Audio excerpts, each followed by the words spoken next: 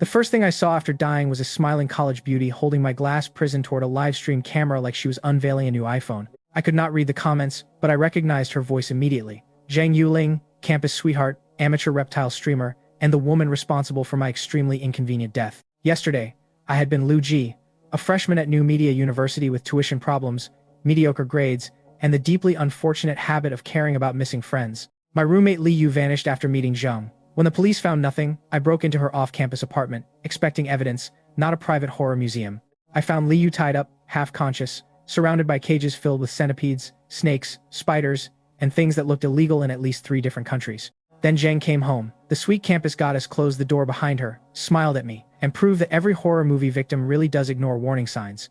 I remembered purple light, chanting, pain, Li Yu screaming, and something crawling beneath Zhang's skin. Then everything went black, which should have been the end. Instead, I woke with 8 legs, 2 fangs, terrible eyesight, and the humiliating discovery that terror now made me kick irritating hairs off my abdomen. Zhang tapped the glass and laughed. "Nix, you're shaving again." Apparently, she had renamed me after a goddess while turning my afterlife into sponsored entertainment. I wanted to tell her exactly where she could put that nickname. Unfortunately, my new mouthparts were designed for liquefying insects, not delivering customer service complaints. She dropped a mealworm beside me. For one beautiful second, the open lid looked like freedom, until basic survival instincts reminded me I barely knew how to walk. Escaping now would be like stealing a motorcycle before learning which end pointed forward. I stayed put, stared at the mealworm, and questioned every decision since birth. Then a mechanical voice sounded inside my head. A translucent panel unfolded across my vision, and suddenly becoming a spider was no longer my strangest problem. It identified me as an Amazon blue-purple laser bird-eating tarantula, listed my pitiful vitality, basic venom, silk, irritating hairs, and something called poison-refining goo. Another talent translated more clearly through instinct. My body could resist poisonous and spiritual corruption, then absorb useful properties instead of dying from them. The mealworm stopped looking like disgusting cafeteria food and started looking like an experience point with legs. I lunged before human dignity could file an objection. My fangs sank in. Venom worked. The mealworm went still, and after I fed, warmth traveled through my body while the system quietly recorded growth. That was my impossible opportunity. I could grow by devouring dangerous things. The obvious downside was that my entire menu now belonged behind warning labels. Jen clapped her hands. "All right, Nix. Warm-up's over." She lifted another container, and something brightly colored moved inside with extremely unfriendly confidence. A gecko landed in my enclosure. Its data appeared automatically, stronger than me, healthy, alert, and apparently selected because my murderer believed death matches improved engagement. The gecko did not attack immediately. Neither did I. 2 animals stared at each other while the human with the ring light decided patience was bad content. Purple light flashed faintly in Zhang's eyes. She nudged the gecko, and a wave of unnatural aggression suddenly pressed against my own mind as well. The system reacted instantly, blocking an unknown mental interference. My rage vanished like someone had flipped a breaker, leaving one terrifying conclusion behind. Zhang was not merely a murderer who kept exotic pets. She could manipulate minds, and whatever had transformed me had somehow made me resistant to her. The gecko charged. I raised my front legs, intercepted it, and felt transparent liquid splash across my body. The system announced poison immunity before panic could arrive. I hooked the gecko sideways, buried my fangs near its neck, and held on while it thrashed hard enough to make my glass world shake. About a minute later, it stopped moving. My first real kill as a spider left me shaking, relieved, disgusted, and embarrassingly proud at the same time. Zhang congratulated Nix for winning. Somewhere beyond my blurred vision, the livestream comments exploded. I had become entertainment without signing a release form. When Zhang moved the camera away, instinct took over. I wrapped the corpse, injected digestive fluid, waited, then drank what remained of my opponent. The system rewarded me immediately. My venom improved. My vitality jumped. Heat rolled through my body until consciousness slipped away beneath another forced evolutionary sleep.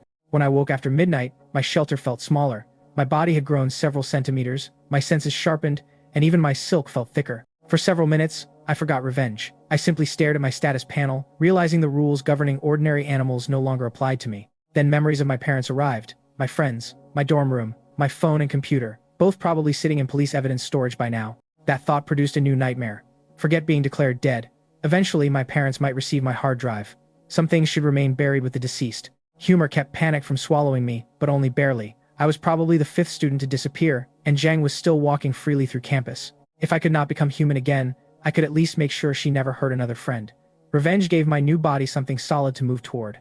The next afternoon, Zhang returned early and froze at my enclosure. "Nix, did you get bigger?" Her surprise was satisfying enough to count as dessert.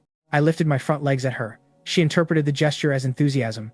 Murderous hostility apparently looked adorable when performed by a fluffy animal. "Rest up," she said. "Tonight's opponent is dangerous. Survive, and maybe you'll finally qualify as my bound goo. My 8 legs nearly forgot how to stand. Bound goo meant ownership, contract, control. I had died trying to free a friend, and this woman intended to turn my second life into permanent slavery. That fear created my first clear goal: grow faster than Zheng understood, learn what she truly was, then leave her cage on my own terms. Night came. The live stream opened. Zheng teased her audience with a new friend, hiding the creature beneath a tile inside another transparent enclosure. A smaller tarantula wandered beneath the tile. Something black and segmented shot out, wrapped around it, and exposed a centipede longer than my entire body. The system identified a Galapagos giant centipede, 32 centimeters long, vitality above mine. My survival odds had officially entered Ask Your Attorney territory. Zhang asked the audience whether Nick should go on a date with the centipede. Judging by the cheering, democracy had failed me spectacularly. I landed on the centipede's soil while it was still eating. My whole body tightened. If Zhang used her mental trick again, hesitation would kill me. Purple light began gathering in her eyes. I moved first, sprinted across the substrate, and drove both fangs into the centipede before it fully noticed me. Its body whipped around. Mandibles punched into my abdomen, and pain exploded through me even though the system neutralized the venom itself. Apparently, poison immunity did not include complementary anesthesia. I kicked clouds of irritating hairs while pumping venom as fast as my glands could manage.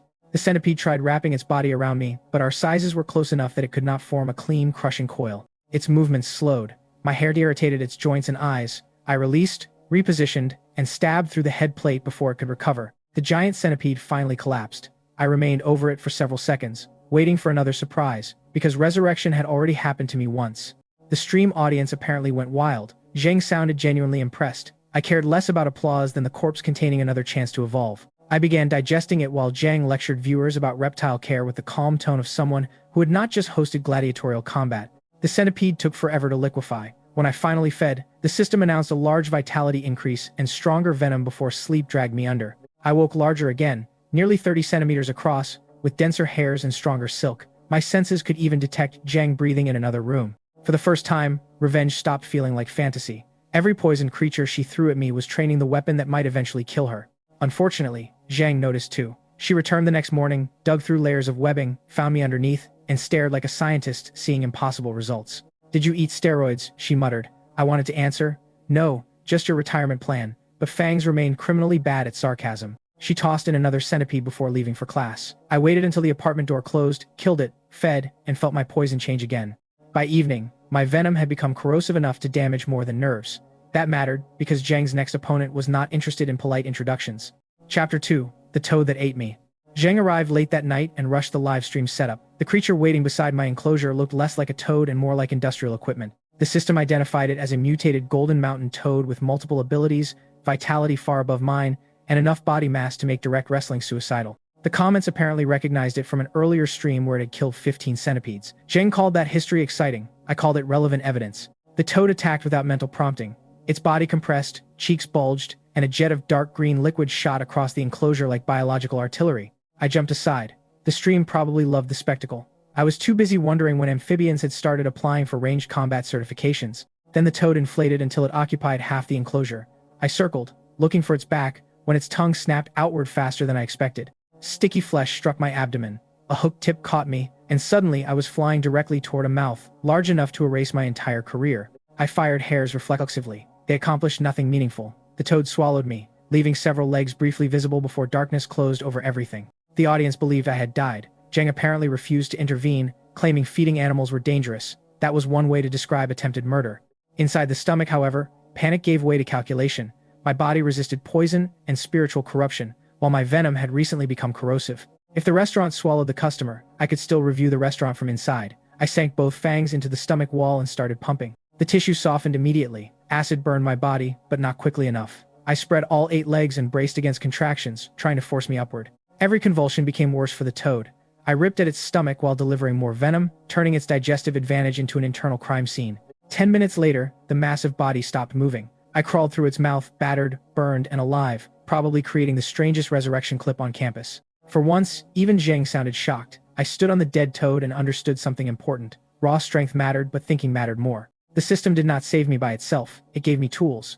Surviving depended on whether I could use them before something larger swallowed me whole. That lesson became a quiet turning point. I stopped seeing myself as Lu Jie trapped inside an animal and started seeing a predator learning new rules. Eating the toad remained disgusting. Survival does not always come plated nicely. I fed anyway, because dignity was currently less useful than evolution. Sleep took me. and when I woke, my body had transformed beyond normal tarantula proportions. Black armor gleamed beneath blue-purple markings and strangely pink joints. I measured roughly 43 centimeters across. My front legs had become harder, my corrosive venom stronger, and a new ability appeared, Venom Arrow. A normal tarantula should not spit poison. Then again, a normal freshman should not wake inside one. I stopped asking evolution for paperwork. The system explained vitality more clearly. Ordinary adults averaged around 1. I had reached that territory while still wearing 8 legs and enough hair to clog ventilation. More importantly, growth showed no obvious ceiling. I could keep consuming poison, spiritual energy, and mutated creatures as long as my body survived the process. Zhang opened my lid and reached in, delighted by my new colors. Purple light flashed through her eyes as she ordered me not to bite. The system blocked her influence again. I nearly attacked. After everything she had done, her exposed hand looked like revenge, finally offering curbside pickup. Then her information panel appeared. Symbiotic body. Her vitality reading made mine look like a typo, and the number carried a warning I could feel instinctively. I abandoned the attack before stupidity could become a memorial service. Zhang lifted me anyway, admiring the pink coloration with offensive enthusiasm. I shuddered and released a cloud of irritating hairs directly onto her arms and face. She screamed, dropped me, and sprinted toward the bathroom. That victory was childish, petty, and deeply therapeutic. If revenge had a free trial, I had just enjoyed the first 7 days. That evening, Zhang appeared on stream wearing a cap, mask, and clothes covering most of her skin. She blamed allergies without mentioning her homicidal pet. Then she dropped a long, venomous snake into my enclosure. Its vitality approached mine, but this time I had something it had never encountered. I fired Venom Arrow. A pale jet crossed the gap and struck beneath its jaw before the snake could fully raise its head. Corrosive poison ate into tissue. The snake lashed its tail, but I jumped clear and fired again, striking near the vulnerable region behind its skull. 3 breaths later, it stopped moving. The stream went silent before erupting. Even Zhang seemed unable to explain why her tarantula had become artillery. I could. Every monster she fed me was rewriting my biology. The cage was still a prison, but it had also become my private weapons laboratory. After Zhang slept, I consumed the snake. My irritating hairs evolved into venom-bearing needles, sharper and faster, capable of carrying poison into flesh. My vitality jumped again, surpassing an ordinary human several times over. I was growing faster than Zhang could reasonably believe, and she clearly noticed. The next day she stayed home, rummaging through cages and equipment instead of attending class. Something about her movements told me she had made a decision. That night, 5 containers waited beside my enclosure. My first thought was that Zhang had finally discovered quantity discounts on attempted murder. She announced a grand showdown for more than 100,000 viewers, Nyx against 5 mutated venom creatures at once. Horned snake, green lizard, black toad, thick red-blue centipede, golden scorpion. Every creature possessed abnormal vitality, and Zhang's purple influence united them against me. I had more vitality than any single opponent, but numbers changed everything. They approached in formation, which felt unfairly organized for animals that did not pay taxes. I launched venom hairs into the air, then fired 5 corrosive arrows, 1 toward each target.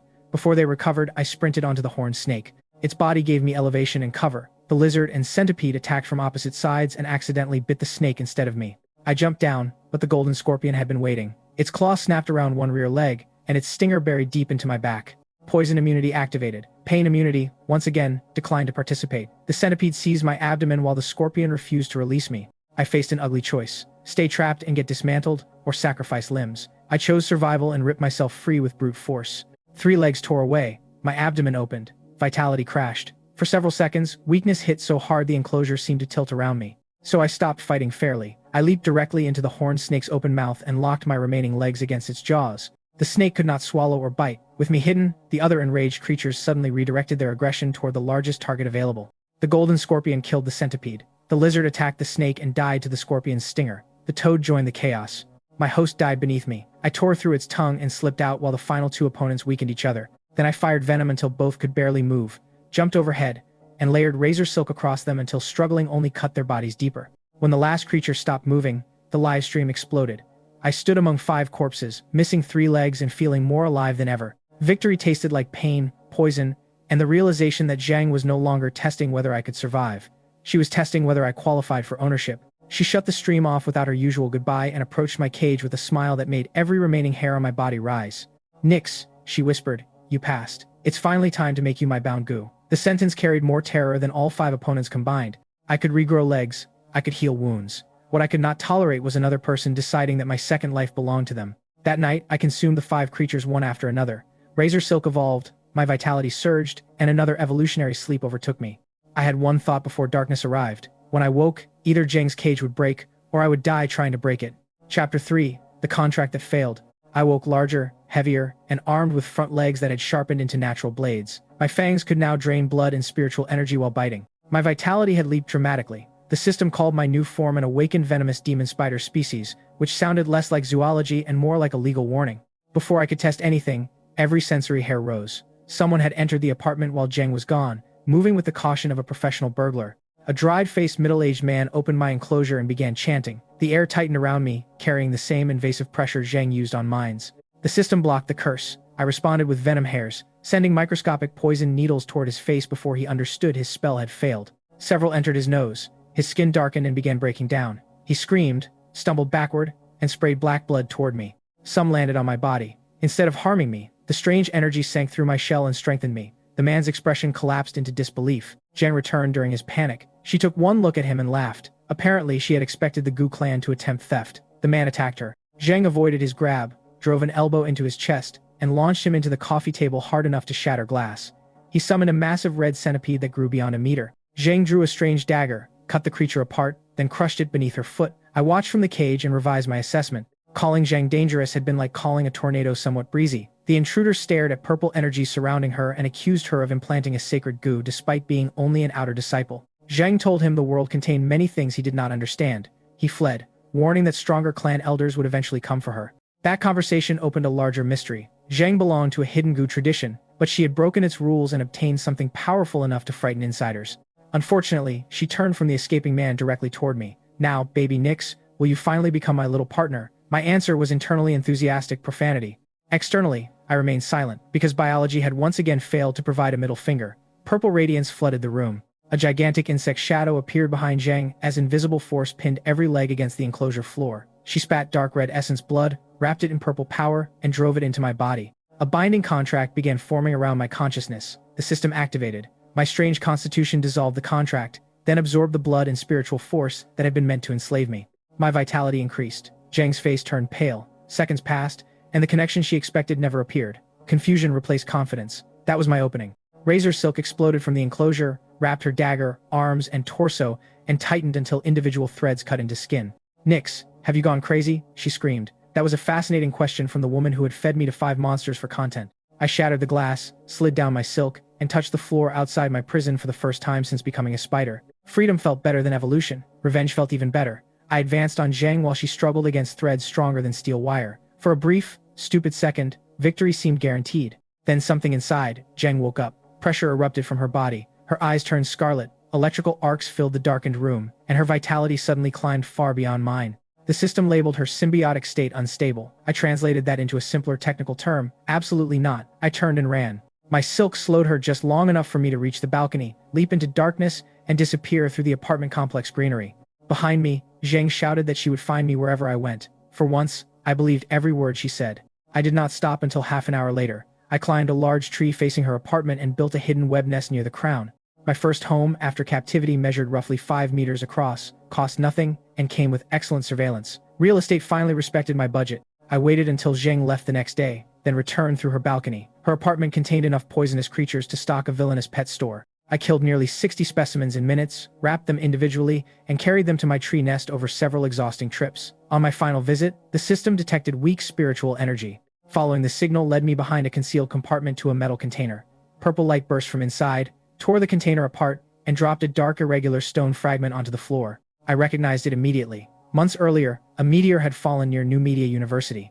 Official reports vanished almost as quickly as they appeared. I had once passed near the impact site. Afterward, I dreamed repeatedly about purple light, right up until Zheng killed me and I woke as Nix. The fragment connected my death, my rebirth, Zheng's mutation, and the system in a way I could not yet explain. That became the question beneath every other question. Had I truly been reborn by accident, or had something chosen this body for me?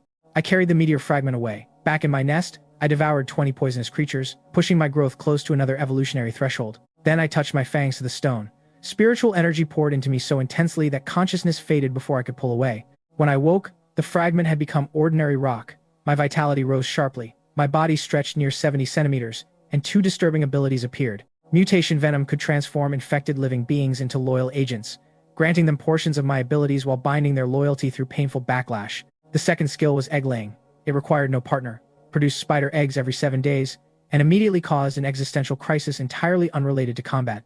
I was male. I had been male yesterday. The system apparently considered biological consistency an optional feature available in a future patch. Then 3 soft, glossy eggs dropped from my abdomen. I stared at them so long that revenge temporarily left my to-do list. My life had gone from college freshman to kidnap sacrifice, giant spider, livestream gladiator, supernatural burglar, and now single parent. I demanded an explanation from the system. It responded with silence, proving that even cosmic interfaces eventually learn the ancient art of avoiding accountability. Before I could process fatherhood, I sensed Chen Jiang approaching Jiang's apartment. My best friend was walking directly into the trap I had barely escaped. I followed from outside, keeping hidden. Chen had been searching for me constantly, and apparently decided self-preservation was less important than answers. He entered, carrying a phone set to record. Jiang welcomed him with false warmth, and I remained outside the window, ready to intervene. I later heard the recording clearly. Chen demanded to know where Li Yu and Lu Ji were. Jiang stopped pretending and admitted both were dead. His anger nearly ruined the plan. He pushed for motive, hoping to collect evidence, but Jiang moved closer and froze his body with invisible pressure. Chen forced out one desperate punch. Jiang avoided it easily, kicked him across the room, and smiled while advancing for the kill. I could have stayed hidden. Jiang was stronger than me in her unstable form, and fighting her again meant risking everything I had gained. Then I remembered Chen staying awake during finals because I had a fever, Li Yu lending me money, and our dumb midnight arguments over instant noodles. Some debts are not calculated. I fired venom arrow through the open window and forced Jiang backward before her hands reached Chen's throat. She turned and saw me silhouetted against sunset. Nix. You came back. Her happiness made the entire situation somehow more disturbing. I did not answer. 7 venom arrows crossed the room before she finished stepping away. Several missed, but 2 struck her body. A third hit her face. Corrosive poison began eating through skin faster than her symbiote could repair it. Chen stared at me, stunned, then did something profoundly Chen-like.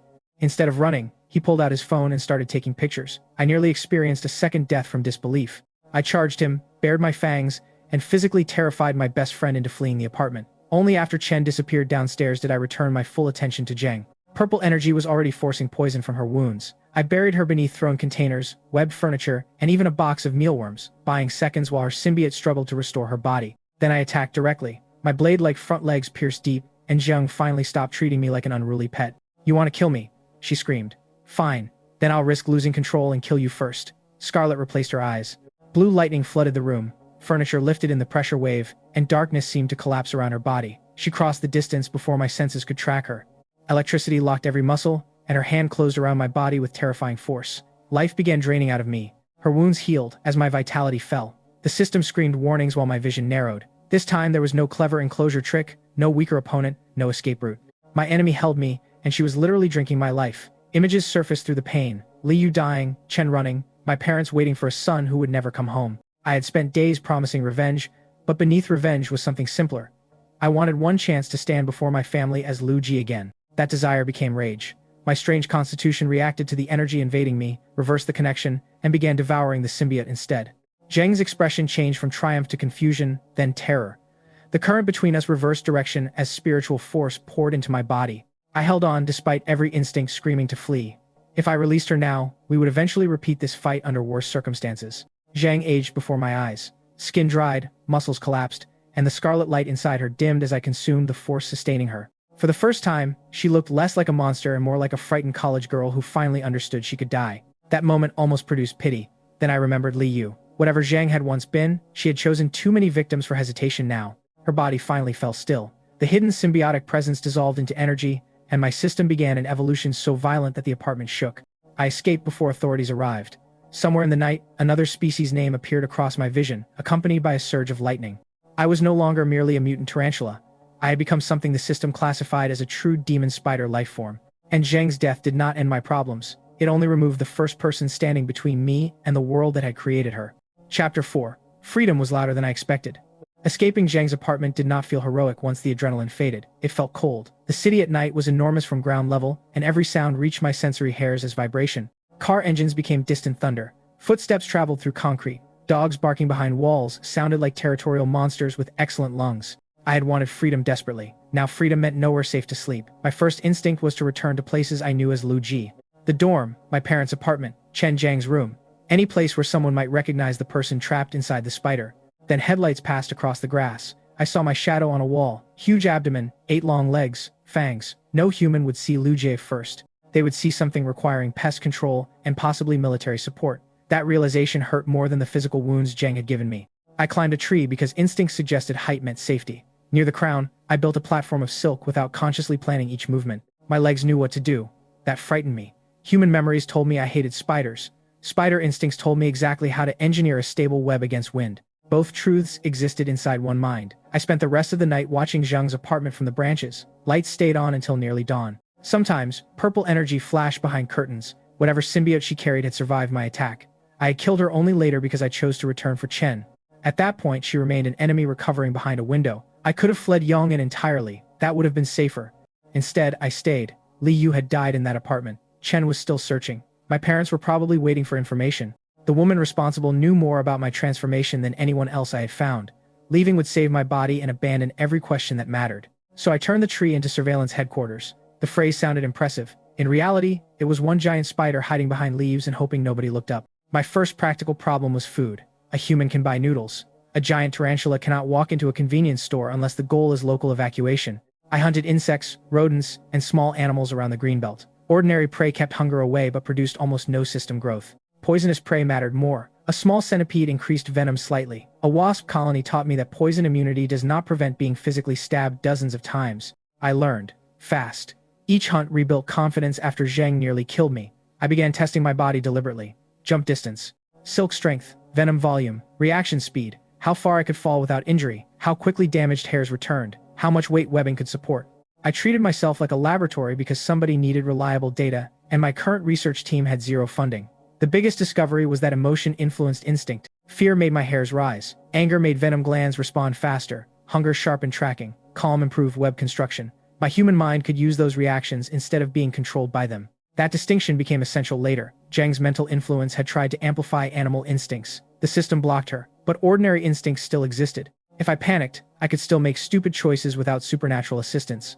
Apparently, personal growth remained mandatory even after reincarnation. During daylight, I watched ordinary people pass beneath my tree. An old man walked the same small dog 3 times. Delivery workers entered nearby buildings. Children returned from school. Nobody knew a missing university. Student observed them from above. The normalcy felt cruel. I wondered what news coverage said about me. Police had likely connected my disappearance to Zhang's apartment break-in. Maybe they considered me a suspect. Maybe a victim. Maybe both. I could not access my phone. I could not safely enter an internet cafe. My second life had unlimited evolutionary potential and terrible connectivity. That afternoon, 2 police vehicles arrived near Zhang's building. My body tightened. Officers entered. They left later, carrying nothing obvious. Zhang accompanied them downstairs, dressed normally, speaking calmly. She looked pale but alive. One officer even nodded politely before leaving. I wanted to tear the railing apart. She had killed people. She had cages, ritual materials, hidden rooms, and supernatural abilities. Yet, ordinary investigation could not prove what ordinary rules could not perceive. That taught me another lesson. Truth and evidence were not the same thing. Chen understood that before I did. He kept pushing when authorities stopped finding answers. Later, I learned he had already reported suspicions about Zhang, only to be told repeated searches produced no missing students. Her supernatural concealment was working. The moment police left, Zhang looked toward my tree, not directly at me. Near me, her lips moved. Nix. I stayed perfectly still. She smiled, then returned upstairs. I did not know whether she sensed me or guessed I would remain nearby. Either possibility meant the tree was temporary. That evening, hunger drove me farther from the apartment complex. I followed traces of venom toward an abandoned construction lot. A mutated scorpion hid beneath broken concrete. Its body was only slightly larger than normal, but the system showed spiritual contamination. I attacked from range. Venom arrows struck the shell and partially failed. The scorpion's armor resisted corrosion better than expected. It charged. I used silk to pull debris across its path, forcing it beneath a concrete fragment. The fight lasted less than a minute. The lesson lasted longer. Abilities had matchups. Poison did not solve everything. Armor, speed, environment, mental effects, energy, and unknown mutations could all change outcomes. I ate the scorpion and gained a small increase. No dramatic evolution, just progress. That felt strangely satisfying. Not every improvement needed fireworks. When I returned, I found a stray cat staring at the lower part of my tree. The cat could not see me through layered leaves. It could smell something. I remained still. The cat approached. My hunting instinct activated automatically. For one ugly second, I measured distance and imagined feeding. Then the cat meowed. Human memory interrupted. I remembered my mother feeding strays behind our apartment. I backed away. The cat eventually left. That small choice stayed with me. I could eat many things now. The question was not whether I could. The question was what kind of creature I wanted permission to become. My rules began there, not with philosophy. With one hungry spider deciding not to kill a cat because his mother would have hated it. That night, I dreamed as Liu Jie. I sat at our family table. My mother complained I had lost weight. My father asked whether college expenses were manageable. My phone kept buzzing with Chen's messages. Then I looked down and saw 8 black legs beneath the table. Everyone continued eating as if nothing had changed. I woke violently. The silk beneath me tore. For several minutes, I could not remember which body was real. That was the first time I genuinely feared losing myself. Revenge was easy to understand. Identity was not. I began repeating human memories intentionally before sleeping. My school ID number, my parents' birthdays, Chen's terrible singing, Li Yu's favorite game, the route from dorm to cafeteria. Little ordinary things. If memory could fade, I would rehearse it like training. Later, when evolution made my senses stranger and my mind larger, that habit became an anchor. It also explained why the meteor fragment affected me so deeply when I found it. The stone did not merely promise strength. It was connected to the question of why Lu Ji still existed inside Nyx at all. Before finding that fragment, however, I needed information. Zheng's apartment remained the best source. I waited 2 full days before raiding it. Not because patience came naturally, because nearly dying once had improved my respect for surveillance. I learned when Zheng attended classes. I watched delivery times. I mapped neighboring windows. I identified cameras. I discovered one elderly neighbor who spent extraordinary amounts of time observing the courtyard. That woman frightened me more than police. No supernatural stealth technique defeats a retired neighbor with nothing scheduled. I waited until she left for groceries. Then I moved. Balcony, window gap, ceiling, hidden shadows. The apartment smelled of venom, incense, and dried blood. Most cages remained. Some were empty. A few contained creatures strong enough to make me reconsider opening them immediately. I began with those I could defeat quickly. That raid became the foundation of my next evolution. It also led me to the meteor fragment. More importantly, it was the first operation I planned entirely myself. No system instruction. No opponent chosen by Zheng. No cage. I selected the objective, controlled the timing, measured the risk, and escaped with what I wanted. The difference changed me. I was no longer surviving someone else's game. I was beginning to play my own at last. Chapter 5. The city started changing. Zheng's death should have made life simpler. Instead, the city began mutating around me, as though someone had opened a supernatural pressure valve and forgotten where it was. News feeds filled with animal attacks, strange sightings, and government statements carefully constructed to explain everything while technically explaining nothing. I avoided people whenever possible. A spider my size appearing beside a bus stop would create questions, videos, armed police, and probably merchandise within 12 hours. My new lightning ability changed hunting completely. I could generate electrical arcs through my body and channel them along silk, turning webs into lethal circuits. The system also improved my regeneration. Lost legs returned faster, wounds closed rapidly, and the body that once felt alien had become disturbingly efficient. That efficiency frightened me. Every day, moving like a spider felt more natural. Every day, memories of walking on 2 human legs felt slightly farther away. I kept repeating my name privately. Lu Ji, student, son, friend. It sounded ridiculous, but I refused to let evolution erase the person underneath. My first priority was finding more meteor energy. Poisonous creatures still strengthened me, but spiritual energy accelerated evolution in ways normal prey could not. The city itself became a map of rumors. Wherever animals behaved impossibly or people disappeared, I investigated from rooftops, drains, trees, and shadows. Some incidents were nothing. Others produced creatures with vitality readings beyond ordinary biology, confirming Zheng had not been an isolated accident. Eventually, I moved into the wooded back mountain behind New Media University. It gave me cover, access to the campus, and enough wildlife to avoid starving. My nest became larger and more complicated, with layered silk tunnels, hidden exits, prey storage, and a central chamber containing the 3 eggs I refused to discuss. Then I met the snake. A golden white shape moved through a mountain pond, carrying faint spiritual energy. My first thought was food, because personal growth had ruined my social instincts. The little snake surfaced, saw me, and sent a soft voice directly into my mind. Big sister? I froze so completely that a bird landed nearby without noticing me. Of all possible supernatural developments, gender confusion felt uniquely offensive. I am not your sister, I answered through the strange mental connection. My voice in her mind sounded far more feminine than I appreciated. The snake tilted her tiny head. But big sister is pretty. There are arguments you can win and arguments involving a magical snake with the emotional reasoning of a preschooler. I chose conservation of energy. I checked her status. She was weak compared with me, spiritually unusual, and clearly not hostile. Eating her suddenly felt less like hunting and more like felony paperwork. I spared her. She responded by following me around the pond, asking questions, calling me Baiji's sister, and treating my silence as encouragement. I had not given her my human name. When she insisted I needed something besides Big Spider, I chose Baiji as a temporary identity. It felt safer than Liu Jie. My old name belonged to parents, friends, and a body officially missing. Baiji belonged to whatever I was becoming. The snake introduced herself through a childish concept that eventually became Bai Hawawa. She liked shiny stones, clean water, and apparently attaching herself to dangerous strangers.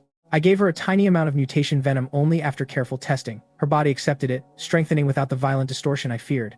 Our connection deepened enough for remote communication. She became delighted. I became concerned that I had accidentally adopted a second dependent before processing the first 3. Bai Huahua's loyalty was uncomplicated. She did not care that I had 8 legs, frightening venom, or a growing tendency to discuss food while inspecting enemies. That simplicity mattered more than I admitted. Around her, I did not need to pretend I was still human or prove I deserved to become human again. Unfortunately, peaceful pond conversations did not survive long. The Gu clan had not forgotten Zheng, their dead intruder, or the abnormal spider connected to both. I sensed them before seeing them, humans carrying poisonous spiritual signatures, accompanied by creatures whose bodies had been artificially pushed beyond natural limits.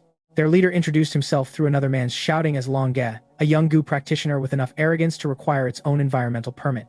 They came hunting Nyx. I remained invisible above them, listening while they discussed capturing me alive and extracting whatever caused my mutations. Being treated like loot clarified negotiations beautifully.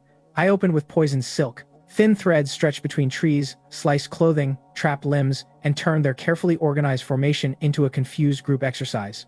Their Gu creatures attacked first, venomous snakes, centipedes, and insects shaped by rituals rather than evolution. My poison immunity made most of their favorite tricks irrelevant. One practitioner threw a cloud of toxic powder. I walked through it while lightning crawled along my legs. His face suggested he had just discovered bankruptcy. Long Ji was smarter. He retreated instead of charging, using his Ge to probe the boundaries of my web before exposing himself. That restraint interested me. I disabled his companions, killed the creatures that threatened me, then trapped Long Ji separately instead of finishing him. Mutation venom had been waiting for a proper test. I injected a controlled amount into his arm. His body convulsed as the system rewrote something deeper than flesh, connecting his life to mine. When he woke, fear remained, but betrayal had become physically impossible. The venom did not erase personality, it simply installed consequences for disloyalty. That distinction did not make the ability morally comfortable. I had escaped a forced contract only to discover I now possessed my own version. I decided immediately that I would not use it casually. Power could protect freedom, but power used carelessly could also turn me into Zheng with better excuses. Long Ji became my first human source of hidden world information. He explained outer disciples, inner halls, Gu breeding, ritual contracts, and the clan's obsession with exceptional creatures. He also warned that Zheng's implanted sacred Gu had violated internal rules, and stronger elders would come once her death became impossible to ignore. Every answer produced another problem. Zheng had been dangerous, but the organization behind her was older, larger, and experienced at hunting things like me. Long Ji's loyalty meant I could send him back as an informant. I ordered him to behave normally and report movement against me. He stared at my massive body and asked what he should call me. Not master, I told him. Bai Ji is fine. His surprise reminded me that the hidden world expected domination as naturally as ordinary students expected tuition increases. I returned to the mountain nest, carrying stolen Gu supplies and several bodies of poisonous creatures. Bai Huahua immediately asked whether I brought snacks. I told her the bags contained dangerous venomous organisms. Snacks, she repeated happily. I moved the collection higher where she could not reach it, then remembered she was a snake, and realized architectural parenting had limitations. Over several days, I devoured selected Gu creatures and tested my expanding abilities. Lightning became stronger, silk sharper, regeneration faster. The 3 eggs finally hatched. Tiny dark spiders emerged, each carrying traces of my coloration. They crowded toward me with such immediate instinctive trust that my entire body stiffened. I had killed creatures without hesitation. 5 minutes of being climbed by my own children nearly broke me psychologically. The system offered no childcare tutorial. Of course it didn't. Infinite evolution apparently came without customer support, family leave, or even a basic FAQ. I fed them small prey, and discovered they shared faint communication through spider sense. Their simple emotions reached me as warmth, hunger, curiosity, and recognition. That last feeling hurt unexpectedly. They recognized me as home. I had been obsessed with returning to my family, yet somewhere along the way, creatures existed whose family was now me. The thought added responsibility to survival. I could no longer gamble my life casually. Dying would not only end my revenge, it would abandon independence. Long Ji's warning arrived soon afterward. An elder-level hunter was moving toward Yong'an, accompanied by a disaster-class serpent Gu called the Calamity Python. I looked at my children asleep under layers of web and understood exactly where the coming battle could not happen. I left the nest before sunset and chose terrain farther inside the mountain, laying webs across rocks, trees, and narrow passages. The Calamity Python announced itself before I saw it. Plants yellowed along its path, insects dropped from branches, and even the air tasted wrong. Its vitality exceeded mine. Its length was monstrous. Gray corrosive fluid from its body destroyed vegetation without registering as ordinary poison. The elder behind it expected the serpent to chase me down. I gave them exactly that impression. I sprinted through the forest while the python followed, weaving razor silk across every route behind me. The creature tore through most strands, but each one slowed it. Then Bai Huahua's excited voice entered my mind. Sister, I found you. My blood would have frozen if spiders had enough blood for dramatic metaphors. She was approaching the battle at full speed. Do not come here, I ordered. I missed you. That is not the same sentence. She appeared anyway, dropping onto my head with the cheerful confidence of someone who had never read a survival manual. The python attacked at that exact moment. I twisted aside, but burning gray fluid struck my back and began killing tissue without triggering poison immunity. For the first time since evolving, I encountered a substance my core talent could not simply neutralize. Parts of my body went numb as decay spread. Bai Hua Hua panicked. Clean spiritual water flowed from her scales and slowed the corruption, buying me time I had not expected. She was weak, reckless, and suddenly essential. I changed strategy. Rather than flee straight, I circled back through my prepared web routes, letting the python entangle itself deeper with every pursuit. Lightning traveled through the silk. The forest flashed blue-purple as current entered wounds opened by razor silk, forcing the python into increasingly violent spasms. The Gu elder attempted to support it with corrosive techniques and hidden insects. I fired venom arrows toward him whenever he exposed himself. This was not a duel. It was an argument between two systems of survival, and I had decided cheating was a flexible concept. The python finally slowed enough for me to climb its body. My front blades punched through scales, and my fangs found softer tissue beneath the jaw. I drained blood and spiritual energy while it thrashed, using my web anchors to keep from being thrown into the rocks. The elder tried to retreat when the serpent's vitality collapsed. Longji's earlier intelligence had taught me exactly where he would run. A hidden web line caught his ankle. He fell hard, looked back, and saw me approaching through the dying serpent's coils. He demanded to know what kind of creature I was. I considered explaining reincarnation, meteor fragments, systems, and the absurdity of accidental spider parenthood. Instead, I gave him the simpler answer. The kind you should have left alone. He died before reaching his next spell. The calamity python followed soon after, leaving enough spiritual material to push me toward another transformation. I dragged the useful remains away and returned to Bai Hoa, who was still trying to wash corrosive damage from my body. I wanted to yell at her for disobeying me. Instead, I realized that without her, the decay might have spread too far. Thank you, I said reluctantly. Her joy came through our connection so strongly it almost embarrassed me. Big sister said thank you. I immediately regretted encouraging her. The calamity python's energy pushed my vitality near the limit of my current species. My body began preparing for another evolutionary change. Before sleeping, I checked the nest, the children, and the distant lights of the university. Somewhere below, students lived the life I should have been living. I wondered whether Chen Jiang still searched for answers, whether my parents had accepted my death, and whether becoming stronger was carrying me home or farther away. Then evolution pulled me under. When I woke, I had crossed another threshold. The system called my new species an ancient demon spider. My body approached a meter across. My silk evolved into myriad Chan silk, capable of expanding and extending far beyond ordinary biological limits. Lightning answered me more naturally. Spider sense reached farther. My physical shell felt dense enough that common weapons no longer inspired immediate panic. I had wanted enough strength to escape one college witch. Now hidden clans were sending elders after me, and I was beginning to understand that survival required more than staying hidden. If people kept entering my mountain to hunt me, eventually I would need to decide whether the mountain belonged to them or to me. Chapter 6. The clan that thought I was property. Defeating one Gu elder did not end the clan's interest. It upgraded my file. That was absolutely not a compliment. Longji reported that senior members had stopped describing me as an escaped pet and started using terms reserved for strategic resources. I disliked the promotion. The clan's internal argument became surprisingly political. Some elders blamed Zheng for creating the problem. Others argued she had accidentally discovered a path toward cultivating unprecedented goo. A third faction wanted everyone involved killed, so the government would not investigate deeper. Nobody suggested leaving me alone. Apparently, ancient organizations also suffer from meetings where the most obvious solution never reaches the agenda. Longji sat through those meetings and sent me summaries afterward. His reports revealed how the clan valued people. Bloodline first. Rank second. Useful creatures third. Everyone else, somewhere below furniture. That system explained Zheng better. She had not invented domination. She had grown inside a culture where power justified ownership and disobedience looked like malfunction. Understanding her did not excuse her. It did teach me what I refused to become. Mutation venom could easily create my own version of that hierarchy. I could infect people, force loyalty, and build an organization where nobody dared disagree. Efficient, safe, horrifying. So I established rules for agents before recruiting anyone else. No meaningless cruelty. No targeting civilians. No using my name to settle personal arguments. No bringing strangers to the mountain. No creating new agents without my approval. And most importantly, loyalty did not mean pretending I was always right. Longji looked genuinely confused by the last rule. Then what happens if I think you're wrong? You tell me. And if you're angry, I may still be angry. He considered that answer. That sounds inefficient. It probably is. Freedom usually is. That conversation became more useful than expected. Longji started reporting his own judgments instead of merely repeating clan information. Sometimes he noticed patterns I missed because he understood their customs from inside. One report warned that the clan would stop sending isolated hunters. They had begun studying my known abilities from live-stream footage, government clips, and surviving witnesses. They knew poison rarely worked. They knew lightning existed. They knew my silk was dangerous. They suspected intelligence. The next hunters would prepare around those facts. That meant I needed abilities they had not seen. I practiced invisibility more aggressively. I learned to place silk without leaving obvious anchor patterns. I experimented with electric current below visible intensity. I developed silent kills against small prey, then non-lethal restraint against human-shaped targets. Not everything worked. One stealth experiment ended with me dropping from a branch onto an abandoned bicycle. The bicycle collapsed. A security camera captured the entire event. The clip later circulated online as Nix loses fight with bike. I considered destroying the internet. Instead, I learned to check branches for structural integrity. Humiliation remains educational when properly monetized by strangers. Long Ji arranged access to a Gu Clan storage site containing poisonous creatures scheduled for transport.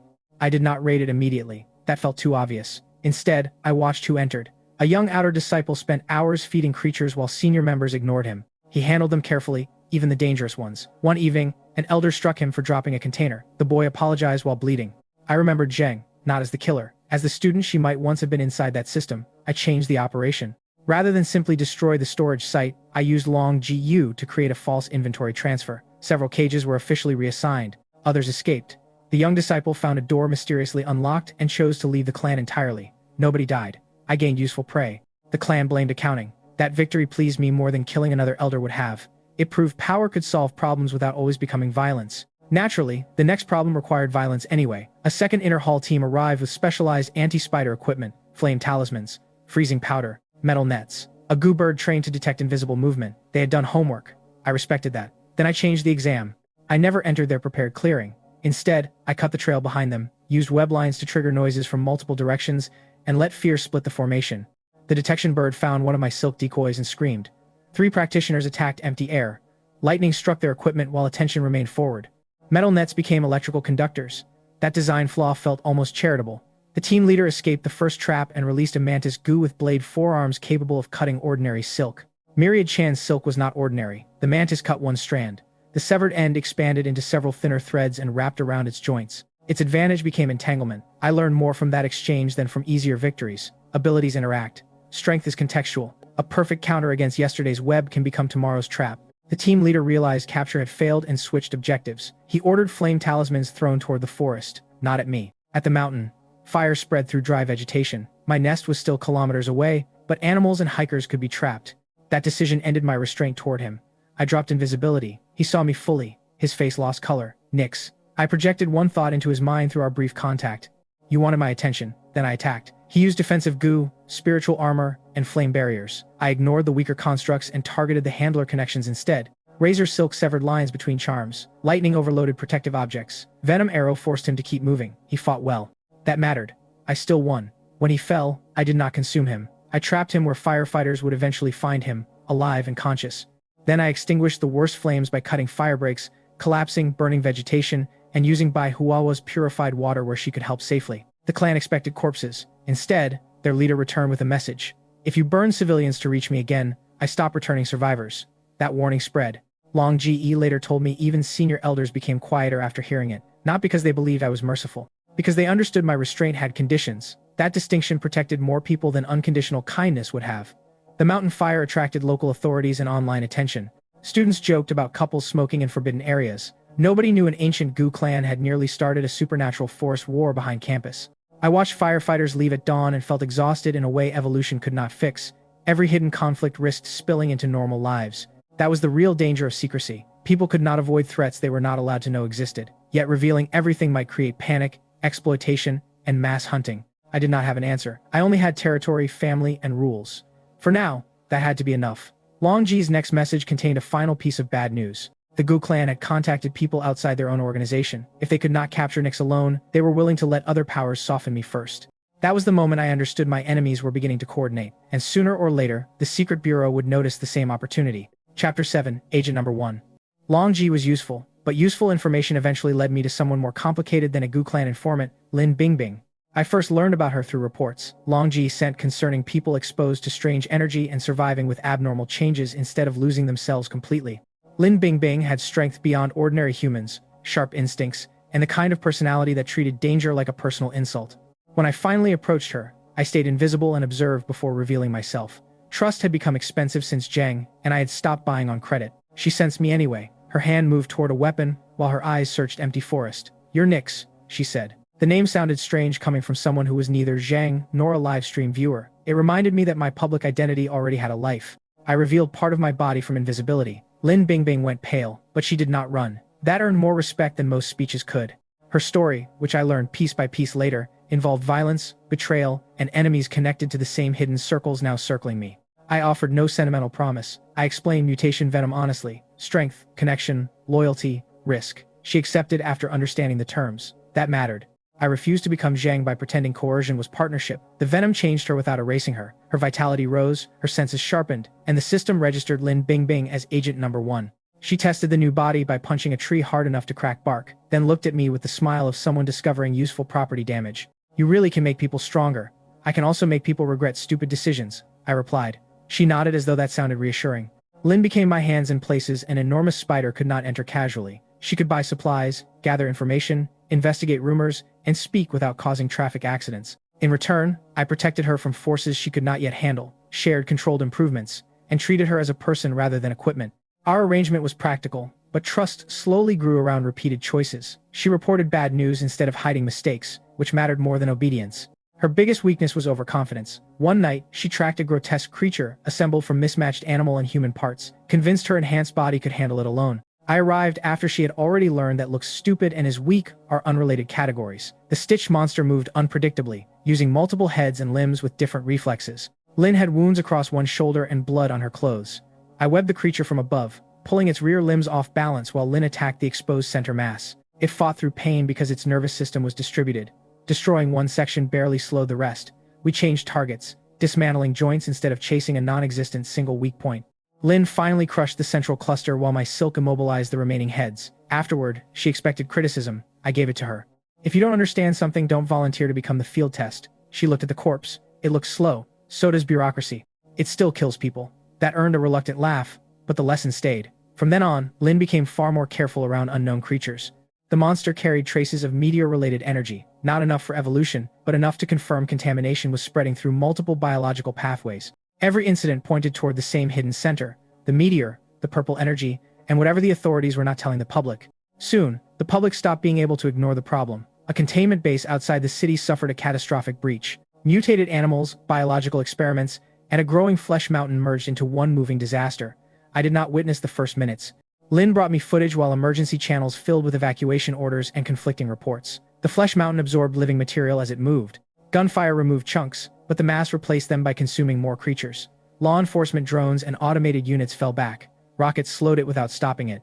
The thing was becoming stronger simply by surviving attacks. Then my system detected spiritual energy from the direction of the base. That changed the calculation. I could have stayed hidden. The government did not know exactly where I lived, and the flesh mountain was not moving toward my nest yet. But civilians were trapped near the perimeter, and the creature contained the kind of energy tied to my evolution and perhaps my origin. Survival, responsibility, and curiosity all pointed in the same dangerous direction.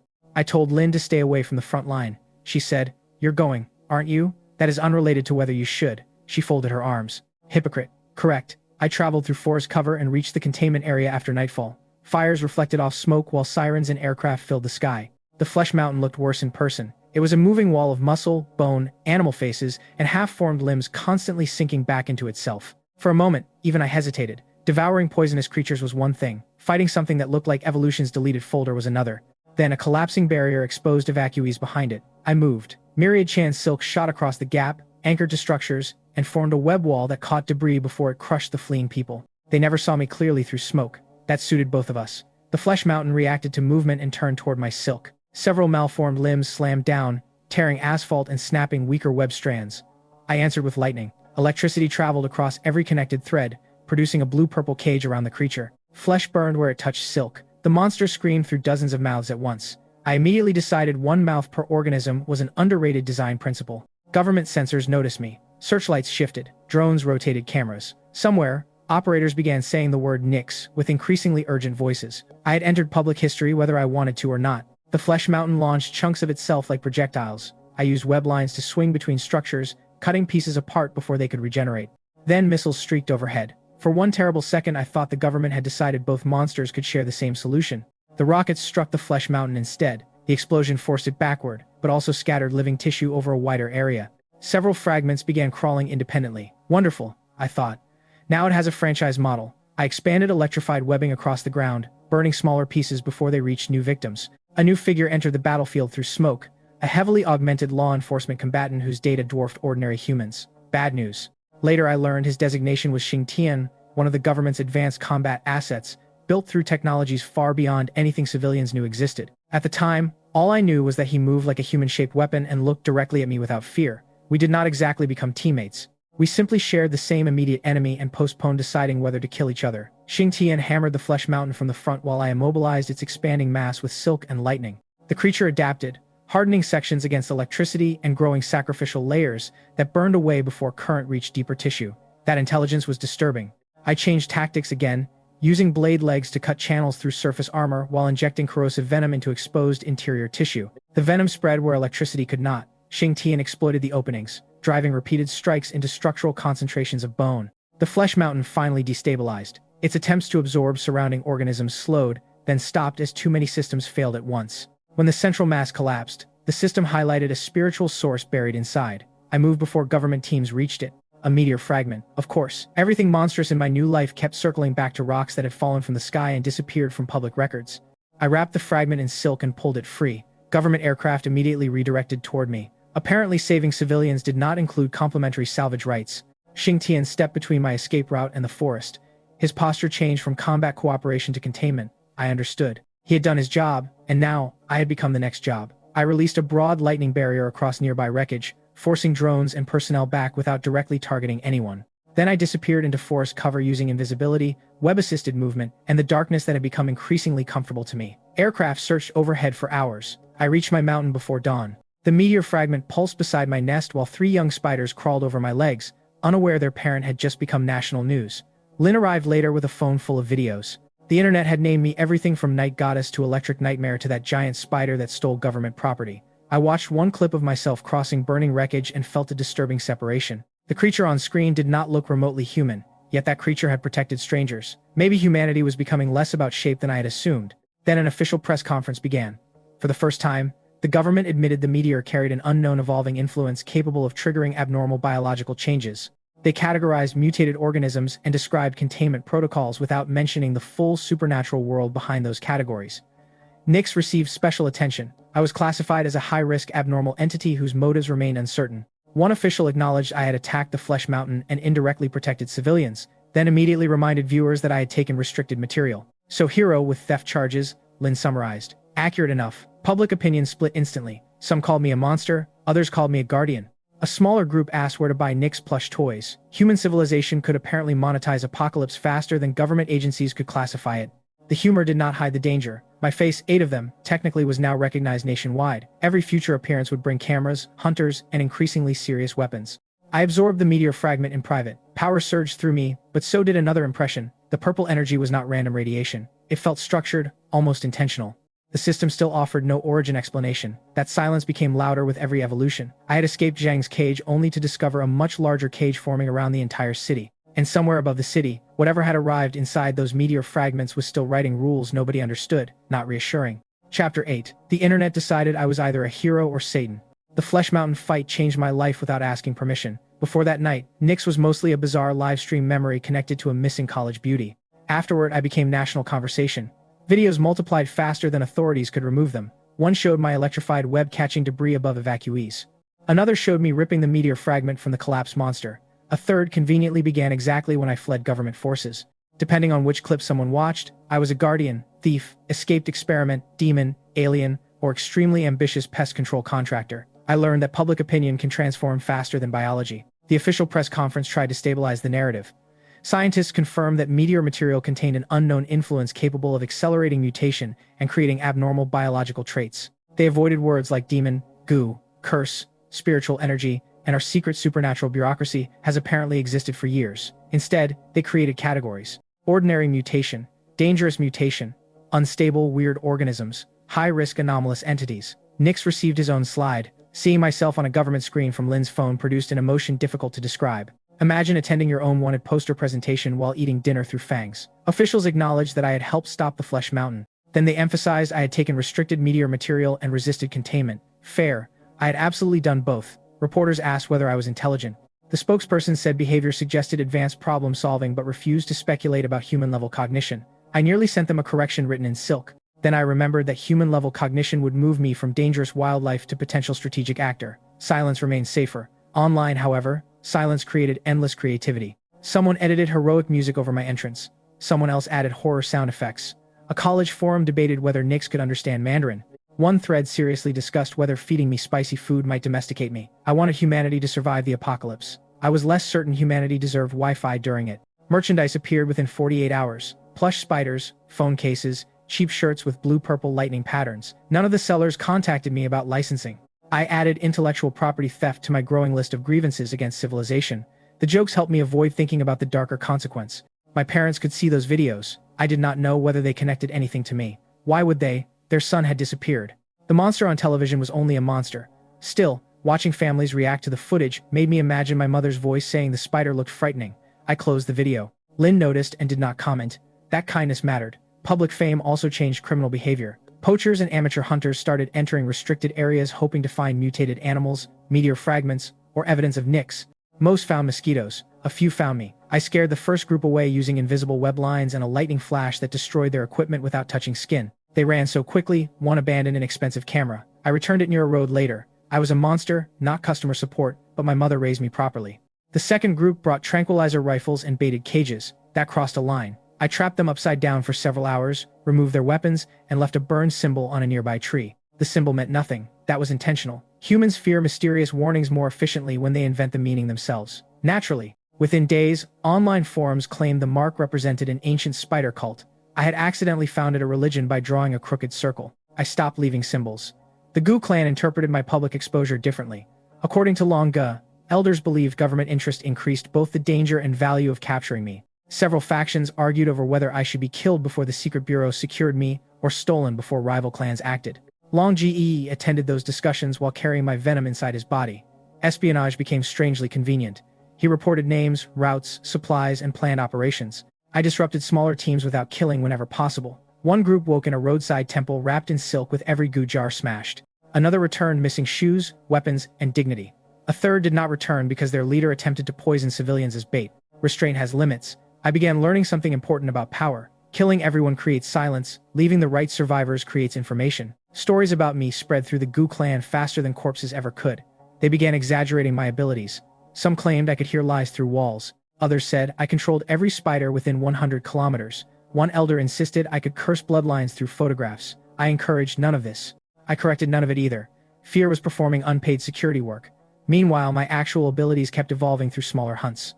I targeted creatures carrying poison or spiritual contamination, avoided normal wildlife when possible, and learned to distinguish useful energy from ordinary mutation. The system rewarded selective feeding. My lightning grew more precise. I could stun without killing. That became valuable when frightened mutated animals wandered into populated areas. Once, a massive dog transformed near a residential block. Its muscles expanded, eyes clouded, and pain made it attack anything moving. I could have killed it instantly. Instead, I webbed its legs, discharged controlled current, and waited for the rage to subside. The owner arrived crying. I remained invisible while emergency workers took the animal away. The dog survived. That incident produced no reward. No evolution, no useful poison. It still felt important. I had spent so long asking whether I was becoming a monster that I occasionally forgot monsters do not usually worry about avoiding unnecessary casualties. Maybe the question itself was evidence, or maybe that was comforting nonsense. Either way, I kept the rule. Do not hurt people who are not threatening me or others. Do not consume humans for convenience. Do not use mutation venom without necessity or consent, unless protecting lives requires it. Those rules were mine. Nobody had forced them. That made them more important than any system restriction. I later realized this period changed how the Secret Bureau assessed me.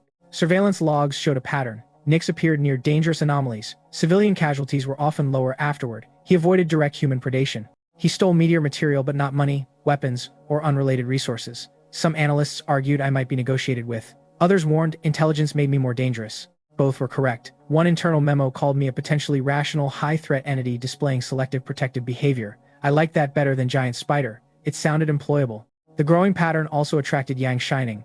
She later admitted she began tracking me more seriously after noticing I chose restraint even when nobody was forcing me. That did not make her contract proposal less annoying. It did explain why she risked approaching. The city itself became increasingly unstable. Mutated insects appeared in ventilation systems. Animals developed strange senses. People reported missing time, impossible shadows, violent dreams, and sounds from empty rooms. Most rumors were fake. Enough were real to matter. The meteor influence was no longer a single incident. It was becoming an era, and I was evolving faster than almost anything else inside it. That realization produced no pride. If every abnormal creature was climbing the same staircase, I needed to know why I had started several floors above everyone else. The system still refused explanation. The purple energy still felt familiar. The meteor fragments still seemed to recognize my body. Some nights, while the children slept beneath webbing and Bai Huawa hummed nonsense through our connection, I wondered whether Liu Ji had really been reborn. What if the human consciousness I called me was only useful material inside something else's growth? I hated that possibility, so I kept testing myself with human choices. Protecting strangers, remembering names, keeping promises, refusing easy cruelty. Not because those things proved I was human, because they proved I was still choosing. The next major threat would make those choices much harder. Chapter 9. My best friend became somebody else's asset. Public attention made the mountain dangerous, so I adopted routines. Hunt after dark, hide by dawn, never leave recognizable silk patterns near the nest. The children grew quickly. That sentence should have sounded wholesome. Instead, it meant 3 increasingly large venomous spiders learning to climb everything I owned. Egg-laying activated again on schedule. I stared at the new clutch and understood why cosmic horror villains always looked tired. Apparently, immortality began with unpaid childcare. Bai Huahua volunteered to help. I reminded her she had once described my first brood as smelling delicious. She looked offended. That was before I knew they were family. I decided that counted as personal growth. Long Ji continued sending information from the Gu clan. Lin Bingbing handled city rumors, purchased supplies, and monitored police movements around the university. Both reports mentioned the same thing. Students were changing too. New Media University had become one of the most concentrated zones of strange incidents since the meteor fall. I wanted to investigate personally, but walking through campus as a meter-wide demon spider would create a modest scheduling conflict with secrecy, so I used rooftops, ventilation shafts, maintenance passages, and invisibility. Returning to campus hurt more than expected. I watched students carrying books between buildings, complaining about breakfast, relationships, assignments, and professors who believed sleep was a moral weakness.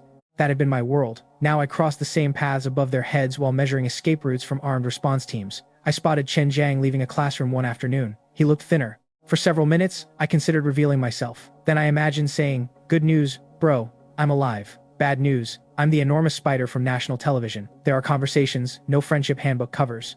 I stayed hidden. I later learned Chen had been thinking about me constantly as well. One of our old friend group was dead, another missing, and I had become a legally confirmed mystery. The remaining boys coped the way young men often do. Jokes, games, silence, and conversations that carefully avoid the thing everyone is actually thinking about. Then another student lost control. Han Chuan changed inside the university library, his strength surging as strange energy distorted his body and frightened everyone nearby. Chen Jiang reacted before security arrived. He grabbed Han, endured a blow that should have broken ordinary bones, and physically restrained him long enough for other students to escape. Class monitor Xia Qimeng witnessed everything. Chen did not understand his own strength. I later learned he had been changing since exposure to events around Zheng's apartment. Gaia Technology noticed. The company officially dealt in advanced security, biotechnology, and other expensive phrases designed to make investors feel intelligent. Unofficially, it recruited people whose bodies could survive the transition toward what authorities called new humans. Lu Wei, deputy head of Gaia's security department, approached Chen with an offer after reviewing the library incident. Training, salary, protection, answers. Chen accepted partly because he wanted strength, but mostly because he believed strength might help him discover what happened to us. That reason hit me hard when Lin brought the information. For him, finding me had become a reason to transform. My best friend was changing his entire life to search for a man standing less than 2 kilometers away with 8 legs. I almost went to him that night.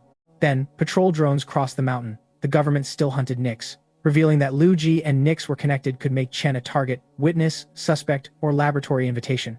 I chose silence again. It felt less like protecting him each time and more like cowardice wearing a reasonable explanation. The next campus incident distracted me from that guilt. Students reported a girl wandering hallways at night, elevators opening on empty floors, scratching behind walls, and something eating garbage near the women's dormitory. The last rumor sounded too ridiculous to ignore. I entered the dormitory after midnight using invisibility and climbed along ceiling corners while trying not to think about how illegal my old human self would consider this. The elevator stopped on a floor nobody had selected. A dazed girl stepped out as if sleepwalking. Something moved near the garbage area.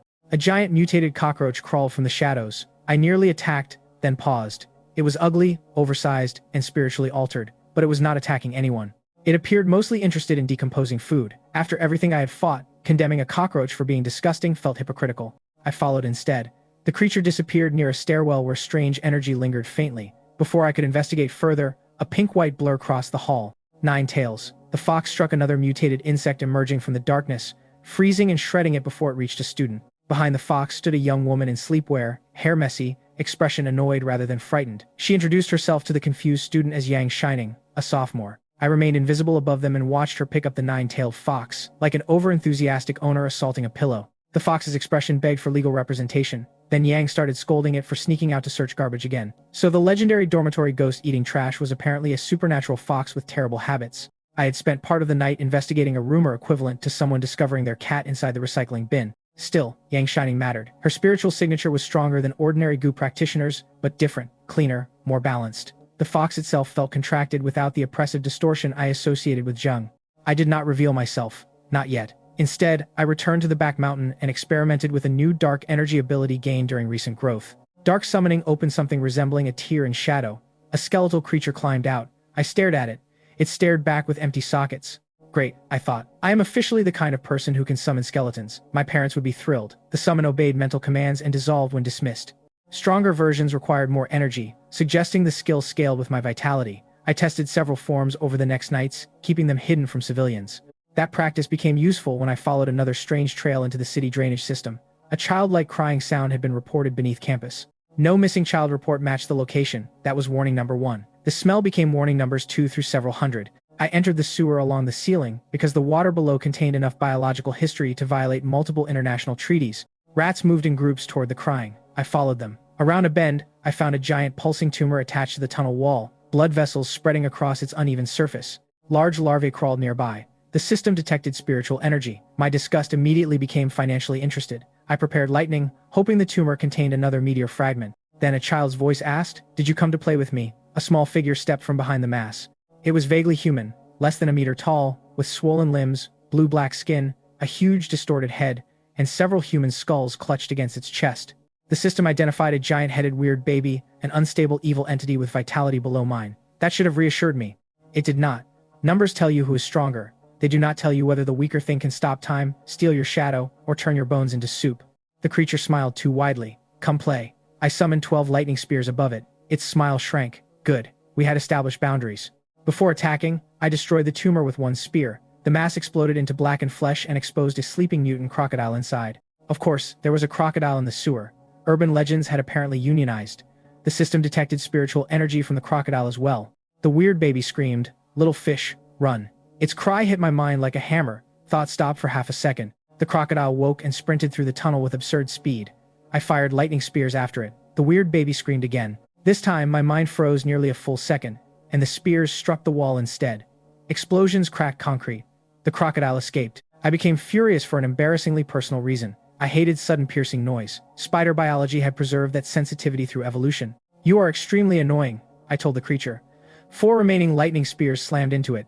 Blue-purple, current shredded skin and burned flesh. The weird baby began crying for its mother. That sound stopped me emotionally, even while the attack continued physically. I noticed a dark bruise around its neck shaped like an old rope mark. A terrible possibility formed. Perhaps it had once been an abandoned infant, discarded in the sewer, then transformed by meteor contamination and resentment. That did not make it safe, but it made the monster harder to hate. Its vitality dropped sharply. Then the status changed. Uncontrolled. The weird baby's body exploded. Black flesh splattered across the tunnel walls and melted into living darkness. Faces emerged from concrete. Rotting hands reached outward. Blood-colored worms erupted across the floor. The system identified the new phenomenon as worm hell, an uncontrolled evil domain. My spiritual energy began draining immediately. So much for the easy fight.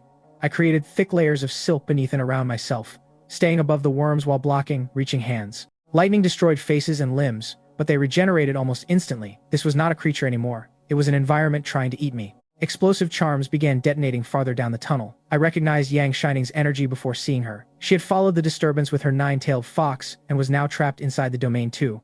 I later learned she had originally been tracking the escaped crocodile. At the moment, I cared more about whether she knew how to break this thing. "Nix," she shouted. That was the first time she openly addressed me. "The domain has a core. Destroy the core, or create a stronger domain over it." I disliked both options. My strongest dark ability, Eternal Night Descends, consumed enormous energy. Worm Hell was already draining that same resource. Yang activated something she called Spiritual Eye. "Above you," she shouted. "The child face is the core." I looked up. A scorched infant face appeared in the darkness, watching me. The instant I focused on it, the face vanished and emerged from another wall. It could sense being targeted. That changed the problem, from power to perception. I activated Eternal Night. Darkness did not merely fill the tunnel. It removed sensation. For everyone inside, including Yang and her fox, sight, sound, smell, touch, and orientation collapsed beneath primal fear. I felt the domain core stop moving. If it could not perceive me, Perceiving it, it could not dodge. Yang's black gold pendant suddenly shone, protecting her and the fox from full sensory collapse. I ignored that mystery for later. Lightning concentrated through my web network and struck the stationary child face. The core disintegrated. For 1 second, I expected the domain to vanish. It did not. Yang stared around and realized the trapped spiritual energy was still sustaining worm hell, even without a core. The domain is destabilizing, she shouted. Destroy everything before it loses control completely. I wanted to ask why that information had not been included in the first instruction. Instead, I noticed my energy reserve was nearly empty. Then warmth flowed through the air. The nine-tailed fox raised all 9 tails, sending spiritual power toward me like a living battery pack. I accepted immediately. Pride is wonderful until a sewer dimension is trying to digest you. Lightning spread through myriad Chan silk across the entire tunnel. Blue-purple current transformed white webbing into a glowing network, burning faces, worms, hands, and black fluid simultaneously. Yang and the fox also got singed, despite my attempt to reduce current around them. When the domain finally collapsed, Yang's face was blackened with soot, and the formerly pink fox looked charcoal gray. I decided not to laugh. Barely. The system confirmed worm hell had been annihilated. Near the destroyed tumor, I found another purple-tinged meteor fragment. The smell, exhaustion, and near-death experience suddenly became marginally more acceptable. Yang disappeared before I could question her. I returned to the mountain with the fragment, intending to sleep for a week. Instead, 5 tiny black spiders waited on my silk bed. The second brood had hatched. They rushed me all at once. I had survived worm hell, only to be tackled by children. There are battles nobody prepares you for. I fed them, let them settle across my back and legs, then absorbed the meteor fragment while they slept. My vitality climbed to the maximum my species could hold. Another talent began awakening, Mysterious Realm, a form of mental power. At only 5% awakening, my consciousness could extend beyond ordinary senses and map nearly everything within 100 meters. Focused in one direction, it reached almost 200. Color, smell, texture, motion, life, sound, position. All of it arrived simultaneously without eyes or ears. For someone who had once possessed terrible spider vision, psychic perception felt like upgrading from a broken security camera to satellite surveillance. The meteor was teaching my mind to transcend the body. That should have been exciting. Instead, it scared me deeply. Instead, I remembered worm hell, Zhang, Wang meowing rumors, and every contaminated creature showing signs of the same purple source. If evolution kept developing my mind, what exactly was I evolving toward? Chapter 10. The University After Midnight. New Media University changed fastest at night. During daylight, students still complained about classes, cafeteria prices, club recruitment, and professors who treated attendance like a sacred oath. After midnight, the same buildings accumulated stories. Elevators opened on empty floors. Lights activated inside locked laboratories. Students dreamed identical dreams about purple rain. Someone reported footsteps running across ceilings. Most rumors were nonsense. The dangerous part was determining which ones were not. I began patrolling because the back mountain bordered campus and because my old life remained tangled with every building below. The first serious report involved a girl who entered an elevator alone and emerged 10 minutes later on a floor she never selected. Security footage showed her standing motionless inside while the elevator stopped repeatedly between levels. No visible passenger entered. When I investigated, I found spiritual residue near the control panel. Weak, purple, familiar. That alone kept me searching. The same girl sleepwalked the following night. I followed from the ceiling while she moved through a corridor toward the women's dormitory stairwell. Her eyes remained open. Her heartbeat stayed slow. Something was pulling her. Before she reached the stairs, a shadow moved near the garbage area. I prepared Venom Arrow. A mutated cockroach crawled into view, large enough to trigger instinctive hatred, not large enough to explain supernatural sleepwalking. I checked its status. Contaminated? Yes. Aggressive? No. The creature was feeding on garbage and trying to avoid people. I lowered my attack. That decision would have embarrassed my human roommates, who considered all cockroaches morally guilty by default. The sleepwalking girl continued. I followed. A second mutated insect dropped from a wall ahead of her. This one attacked. A pink-white fox intercepted before I could.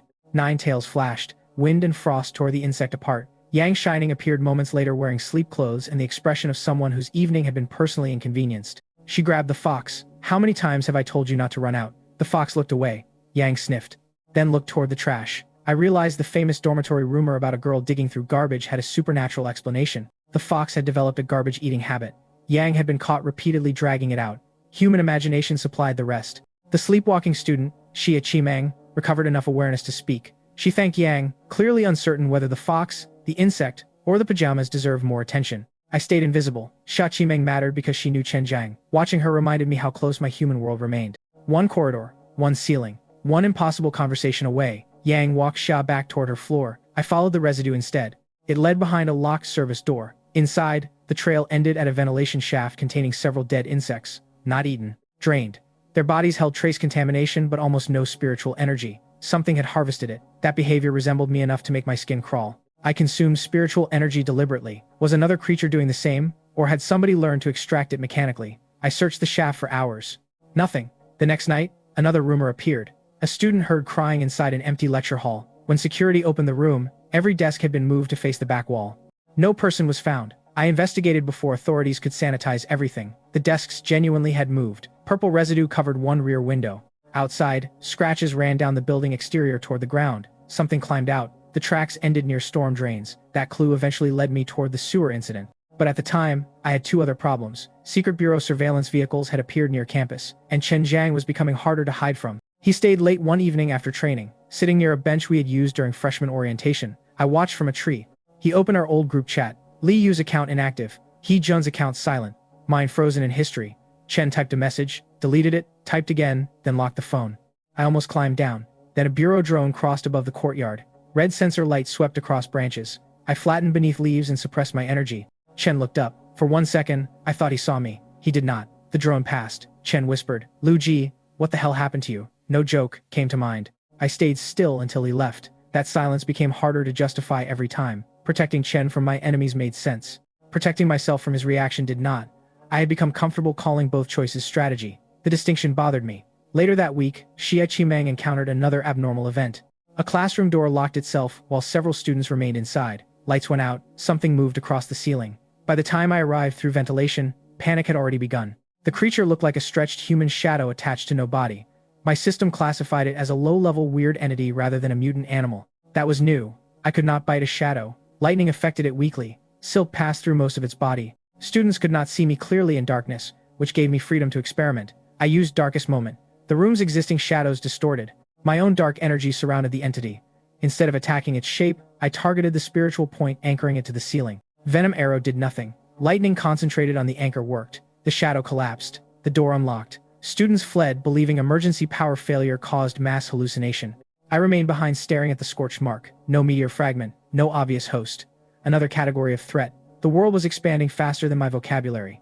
Yang later explained that some anomalies were not mutated organisms at all. They were weird entities, phenomena where spiritual disturbance, emotion, death, or contamination produced something closer to a rule than an animal. That explanation made worm hell easier to understand afterward. It also made cities much scarier. You can fence an animal. What fence stops a hallway from becoming hungry? Yang did not know I had overheard her explaining this to Xia Qimeng. She still had not formally approached me. I watched her from invisibility and studied the nine-tailed fox instead. Their connection felt different from Zheng's Gu contract.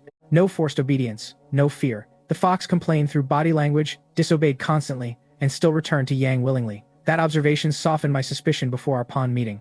Not enough to accept a contract, enough to listen. The Secret Bureau also investigated the locked classroom. Jian arrived with technical staff. He scanned the burn mark and found energy signatures outside normal mutation ranges. Zichen interviewed students without dismissing their stories as panic. I watched from above a ceiling panel. These people knew weird entities were real. The public did not. Again, I faced the secrecy problem. Maybe the Bureau hid information because panic would create casualties. Maybe they hid it because control was easier when ordinary people lacked context. Both could be true. Before leaving, Zichen paused beneath my hiding place. Her head tilted slightly. I stopped breathing, an unnecessary habit my human mind still performed under stress. She looked upward, then continued walking. I remained there 10 more minutes. Caution does not care whether dignity gets bored. My patrols revealed another pattern. Mutated incidents clustered around older university structures and drainage routes connected to the meteor impact zone. Not random, energy had traveled. Water, soil, infrastructure, perhaps even people. The meteor's influence had been spreading invisibly for months before obvious mutations appeared. That possibility changed my interpretation of Zhang. She might not have been among the first exposed. She might only have been among the first to become visibly dangerous. How many students carried dormant contamination? How many would awaken suddenly? I began memorizing spiritual signatures around campus. It was impossible to track everyone. Still, the effort helped me notice Wang Miaoying's irregular presence before her disappearance became public. At first, she looked normal. Her energy did not. Purple residue pulsed faintly beneath an otherwise human signature. I followed once. She noticed. Not me. The sensation of being watched. Her pace increased. I stopped pursuit to avoid forcing panic. Later, I regretted that choice. If I had approached earlier, maybe He-jun would have lived. That maybe became one of the emotional debts I could never settle cleanly. We like to imagine every tragedy has a moment where the right choice would prevent it. Reality rarely provides proof. Only hindsight. Wang disappeared soon afterward. Then men started turning up drained. The bureau connected the pattern. Lin connected the university history. I connected the purple signature. By then, the campus no longer felt like somewhere I was temporarily hiding near. It felt like the center of an infection whose boundaries nobody understood. And somewhere inside it, the missing human life I wanted back kept becoming more dangerous to reclaim. Chapter 11. The Saintess Who Wanted to Own Me Politely. The next morning, I visited Bai Huahao's pond to wash away sewer filth and recover somewhere that did not smell like civilization's digestive tract. Bai Huahua had evolved while I was busy dying underground.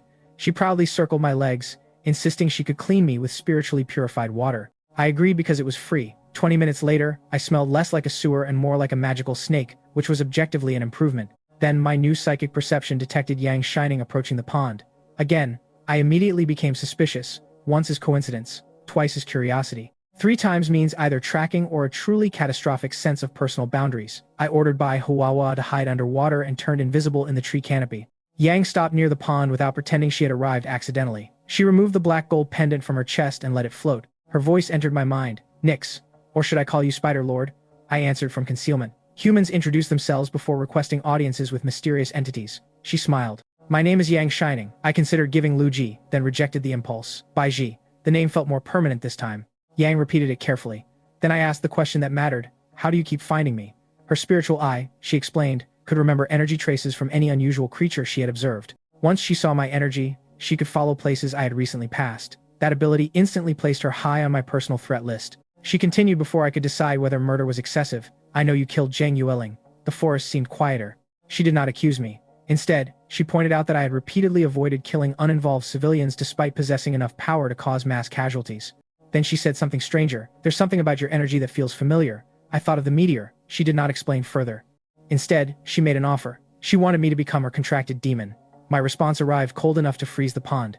You crossed half a mountain to ask whether I wanted a new owner. She raised both hands. Equal contract, not slavery. I remained unconvinced. Yang explained she belonged to the Nine Li sect, an old supernatural organization descended from Gu traditions, but founded by people who rejected the clan's rigid control. Nine Li practitioners formed supposedly equal contracts with spirits, demons, and unusual life forms rather than treating them as expendable goo. She promised resources, training, protection. Then she offered the one thing that almost broke my refusal. With our sacred artifact, you may be able to transform into human form. My thoughts stopped. Human form, walking through campus openly, calling my parents, sitting across from Chen Zhang without hiding in ventilation ducts, holding chopsticks again instead of dissolving dinner. For several seconds, I hated Yang for discovering the exact price of my deepest desire. She sensed hesitation and pushed gently.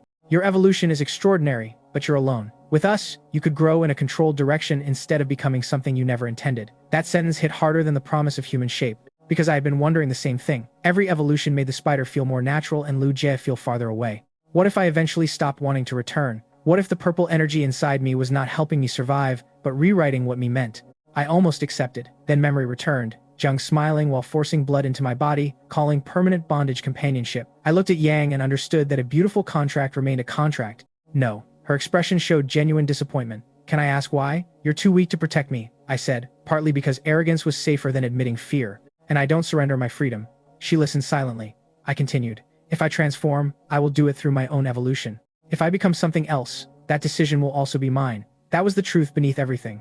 I could tolerate pain, ugliness, and danger. I could not tolerate ownership. Yang accepted the answer more gracefully than expected. Then I questioned her. Why was her fox digging through garbage? She stared at me. Of all possible topics, apparently that was not the one she expected from an ancient demon spider. Her nine-tailed fox, she explained, had developed a supernatural habit of searching trash after growing stronger. Students believed a girl wandered dormitories eating garbage because Yang kept chasing the fox during those incidents. I experienced a moment of profound relief. So there was no cannibal dormitory ghost, just magical pet ownership failing publicly.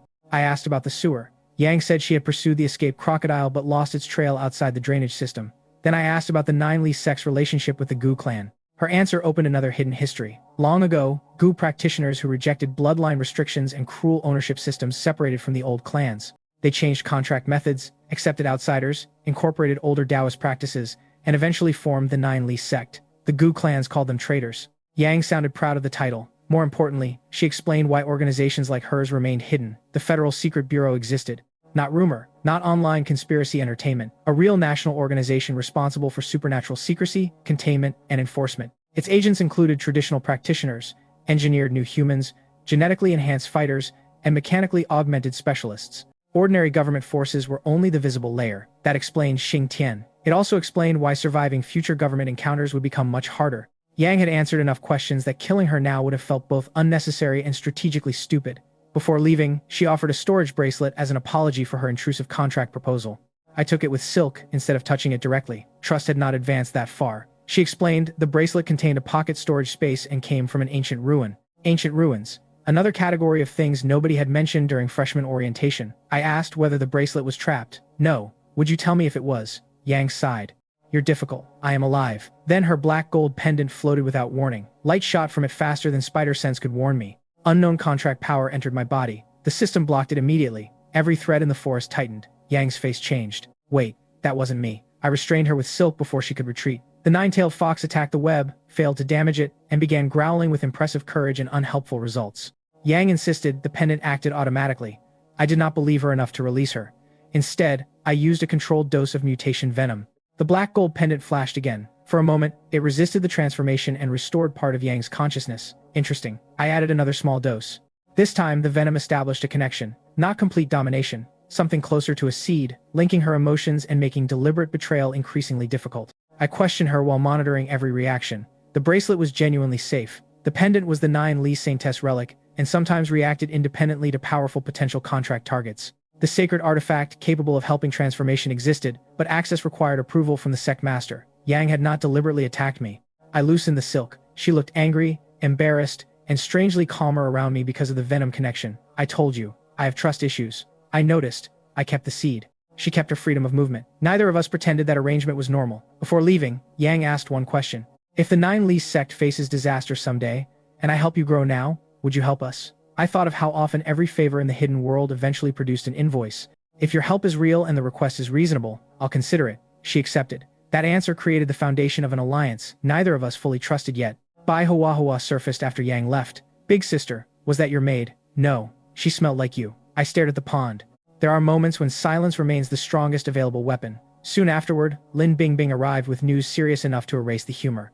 Wang Miaoying had disappeared. Men in the South District were turning up dead, their bodies drained until they looked decades older. The Federal Secret Bureau had entered Yong'an in force, and according to Longa, the Gu clan had begun moving Interhall experts toward the city. 3 separate dangers, 1 city, 1 meteor mystery connecting all of them. I looked toward the university lights and felt the pressure tightening again. Somewhere among those streets, another contaminated student was losing control. This time, I intended to find her before the government, the Gu clan, or whatever lived inside the purple light did. Chapter 12. The Werewolf Night. Before Wang Miaoying vanished, Lin Bingbing asked me for something I had expected since the day she accepted mutation venom. Permission to settle an old debt. She did not ask for my strength. She asked me not to interfere unless she failed. That distinction mattered. Lin's past contained people who had treated her weakness as permission, and gaining power had not erased the memory of being helpless. I understood emotional debt better than most. Revenge had kept me alive inside Zhang's cage. I told Lin she could choose her own fight, but she had to survive the choice. She promised. People make excellent promises when nobody is bleeding yet. The target lived near an industrial district where mutated incidents had increased. Lin went alone after dark. I stayed several kilometers away, tracking her through spider sense while hunting spiritually contaminated wildlife. At first, everything followed her plan. She confronted the person connected to her past, forced an admission, and refused an offered apology that arrived only after consequences became possible. Then, 2 wolf-shaped abnormal humans appeared. The first was larger than any ordinary man, shoulders bent beneath gray-black fur, jaws extended, hands reshaped into claws. The second moved almost normally until attacking, then accelerated with frightening violence. Lin's confidence disappeared fast. The stronger creature hit her through a concrete wall. I felt the shock through our connection. Still want no interference? I asked. Her answer came between breaths. Give me 30 seconds. I gave her 20. She used the first 10 to change tactics. Instead of matching strength directly, she led the faster wolf through narrow industrial machinery and forced it to attack through constrained angles. She broke one knee. The larger wolf tore equipment apart to reach her. Lin used falling steel to trap its arm, then attacked the exposed throat. It worked. Not enough. The second creature recovered, and suddenly both were moving again. Lin's shoulder opened beneath claws. Blood loss accelerated.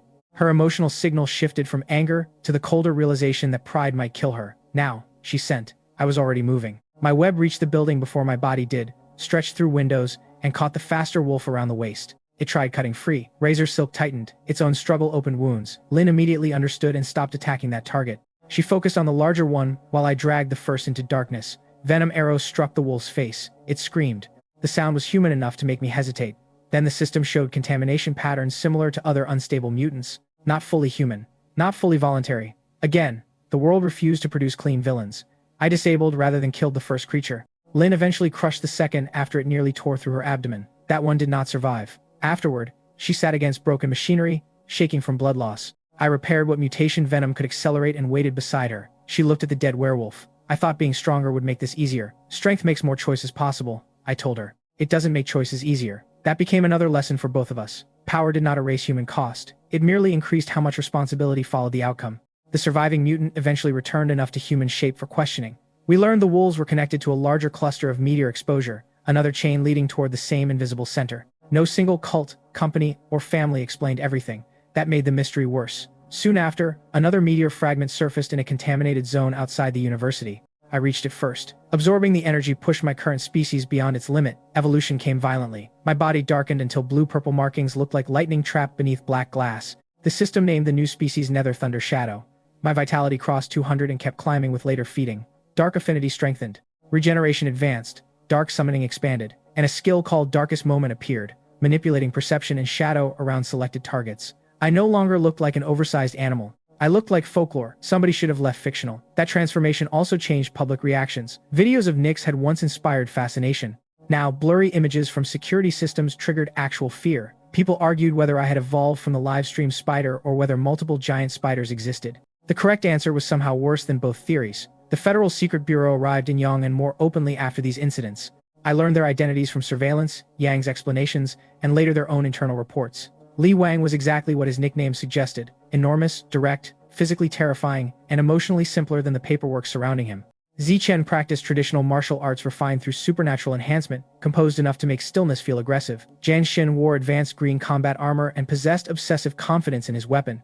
Guiyu specialized in yin spirits and battlefield manipulation, carrying A-rank authority with unnerving politeness. Others rotated through support teams, containment crews, investigators, and technical divisions. For the first time, I could see the shape of the hidden government responding to the same world I had stumbled into. They were not cartoon villains. That complicated everything. They protected civilians. They killed dangerous entities. They also classified beings like me as threats first and persons second. From their perspective, that made sense. From mine, it was unacceptable. I watched one secret bureau containment operation from a rooftop. A mutated boar had crashed through a market district and injured several people. Li Wang intercepted it without weapons. He caught the charging animal by its tusks, slid backwards several meters, then physically turned the creature away from a trapped family. Zichen followed with precise strikes designed to disable legs instead of kill. The team evacuated civilians before finishing containment. That scene made it harder to hate them. They were doing what I would have wanted humans to do before my transformation. The real conflict was classification. If I revealed my mind, would they recognize Lu Ji, or would intelligence simply make Nyx a higher priority specimen? I was not ready to test that question. Meanwhile, the Gu clan remained active. Long Ji reported growing internal panic. Some elders wanted me killed. Others wanted capture. A third group believed I represented an unprecedented Gu species worth sacrificing dozens of people to obtain. The hidden world had managed to invent 3 flavors of bad news. I used my growing influence to disrupt their local operations without exposing the entire network. Poison supplies vanished. Illegal cages opened overnight. Several Gu practitioners woke, webbed upside down with warning marks burned into nearby walls. I did not kill everyone. That restraint became deliberate strategy. Fear works better when survivors can describe what frightened them. It also created rumors inside the clan that Nyx understood speech, planning, and human motivations. Good. Let them wonder. The more intelligent they believed me, the less casually they would enter my territory. Then another complication arrived from my own body. The next clutch of eggs hatched. More children. This time I was prepared with separate web chambers, stored prey, and enough experience to avoid staring in existential silence for an hour. Bai Huahua took great pride in helping. She still occasionally called them snacks by accident. The children inherited my appearance partially, but not my full talents. Their growth accelerated through venomous prey, then slowed sharply at biological limits. I tested them carefully. No poison-refining goo, no spirit-compatible body, no infinite evolutionary path. The truth produced relief and sadness together. Relief because they would not automatically become walking catastrophes. Sadness because they could never fully follow where my evolution was heading. I began seeing my own path as increasingly singular. Whatever created me had not simply produced a new species. It had produced one exception. That frightened me more than being rare. Rare things happen naturally. Exceptions usually imply a reason. One night, I used psychic perception across campus and sensed someone watching one of my hidden routes. Not Secret Bureau, not Gu Clan, Yang shining again. She did not approach. She simply observed from distance with the 9-tailed fox and left. Her restraint improved my opinion slightly. The fox ruined the effect by diving into a garbage bin before she could stop it. I watched Yang chase it across a dark walkway and decided supernatural dignity had limits. Later, when Yang finally explained her tracking ability at the pond, that memory made sense. At the time, it reinforced a larger realization. Everyone was searching for something. Government searched for control. Gu clans searched for power. Yang searched for unusual beings. I searched for the truth behind the meteor, and the meteor's influence, judging by the growing number of incidents, appeared to be searching for hosts. The city felt less like a home and more like a board where unseen players were placing pieces, not mine. I refused to remain one of them. That resolve mattered when Wang Miao Ying became the next piece to move. I just did not know how badly. Chapter 13. Children of a thing that should not exist. The strangest consequence of becoming stronger was not lightning, poison, invisibility, or accidentally appearing in federal briefings. It was parenthood. My spider offspring grew quickly enough that every return to the nest felt like missing several years of childhood. The oldest could hunt small prey independently. They could weave competent webs. They could recognize my mental signature from impressive distances. They could also collectively ignore instructions whenever curiosity became more interesting. I began assigning simple territories around the mountain, not because I wanted an army, because 7 young spiders sharing one webbed room created a level of chaos evolution had not prepared me for. Bai Hua Hua considered herself their honorary aunt. The children considered Bai Hua Hua a warm, moving climbing structure. She enjoyed this arrangement until 3 tried riding her simultaneously. Big sister, make your babies stop. They're family when you want to cuddle them, and my babies when they inconvenience you. She went silent. I had learned enough human parenting logic to win occasionally. The children inherited portions of my venom and physical traits, but none possessed the system's unlimited evolutionary pathway. I pushed tests carefully. Different prey, controlled spiritual material, tiny amounts of contaminated tissue. Their vitality improved, then stopped at individual ceilings. No further transformation occurred. For days, I kept repeating experiments because accepting the result felt unexpectedly painful. They were healthy, strong, intelligent for their species. That should have been enough. Instead, I had assumed my path would naturally become theirs. It did not. Whatever miracle or curse shaped me was personal. I could create descendants, but not copies of my destiny. That forced another uncomfortable realization. If I eventually crossed some boundary they could not follow, what would happen to them? Would I outlive every creature that called me family? Would I become so different that their minds no longer recognized mine? I had originally feared losing humanity. Now I feared losing everything I acquired afterward too. The system offered no reassurance. It merely announced the next egg-laying cooldown. I mentally suggested several places the system could lay its own eggs. One child proved especially adventurous. I called him Little 3, only because naming every spider after poetic celestial concepts sounded exhausting. Little 3 disappeared near dusk. Spider sense confirmed he was alive, but moving beyond the safe zone. I followed immediately. His trail led downhill toward an abandoned maintenance building, where several students had recently reported scratching noises. I found Little 3 suspended beneath a window, watching 2 mutated rats fight over food. He was not in danger. He was studying them. When one rat lunged, Little 3 shifted position before the attack even redirected toward him. That was not merely instinct. It was prediction. I realized some offspring inherited different fragments of my abilities rather than weaker copies of everything. Little 3's danger sense appeared unusually strong. Another child produced thicker silk. A third tolerated electricity better. Variation. Natural specialization. Maybe their limits were not failures. Maybe they were simply not supposed to become me. The thought changed how I raised them. I stopped measuring every child against my status screen. I started watching what each one actually did well. That sounds obvious when applied to human children. Apparently, reincarnation as a demon spider was required before I learned basic parenting wisdom. The abandoned building contained another surprise. Behind rusted equipment, I detected faint purple spiritual residue. No meteor fragment, just traces. Someone had been there recently. Human footprints led toward the road. One set, expensive shoes, judging by tread and wear. Long Ji investigated through normal channels and discovered a university employee had accessed the building repeatedly despite no maintenance assignment. The name connected indirectly to people around Zheng Yueling. Mentor-level access. Possible links to investigation records. I thought immediately of the mysterious university figure Wang later described. The trail ended before I found enough proof. That frustration became useful setup. Someone inside the university had known about the purple changes before the public did. Someone might still be watching contaminated students. I increased surveillance without confronting anyone blindly. Chen Zhang noticed some of those changes from the human side. Later, through memories and reports, I learned he saw unfamiliar officials appearing around campus, asking questions about missing students and restricted buildings. He assumed the investigation had finally become serious. He did not know the investigation now included me. One evening, he visited the old dorm room alone before leaving for Gaia. He sat at my former desk. Most of my personal items had been taken by family or investigators.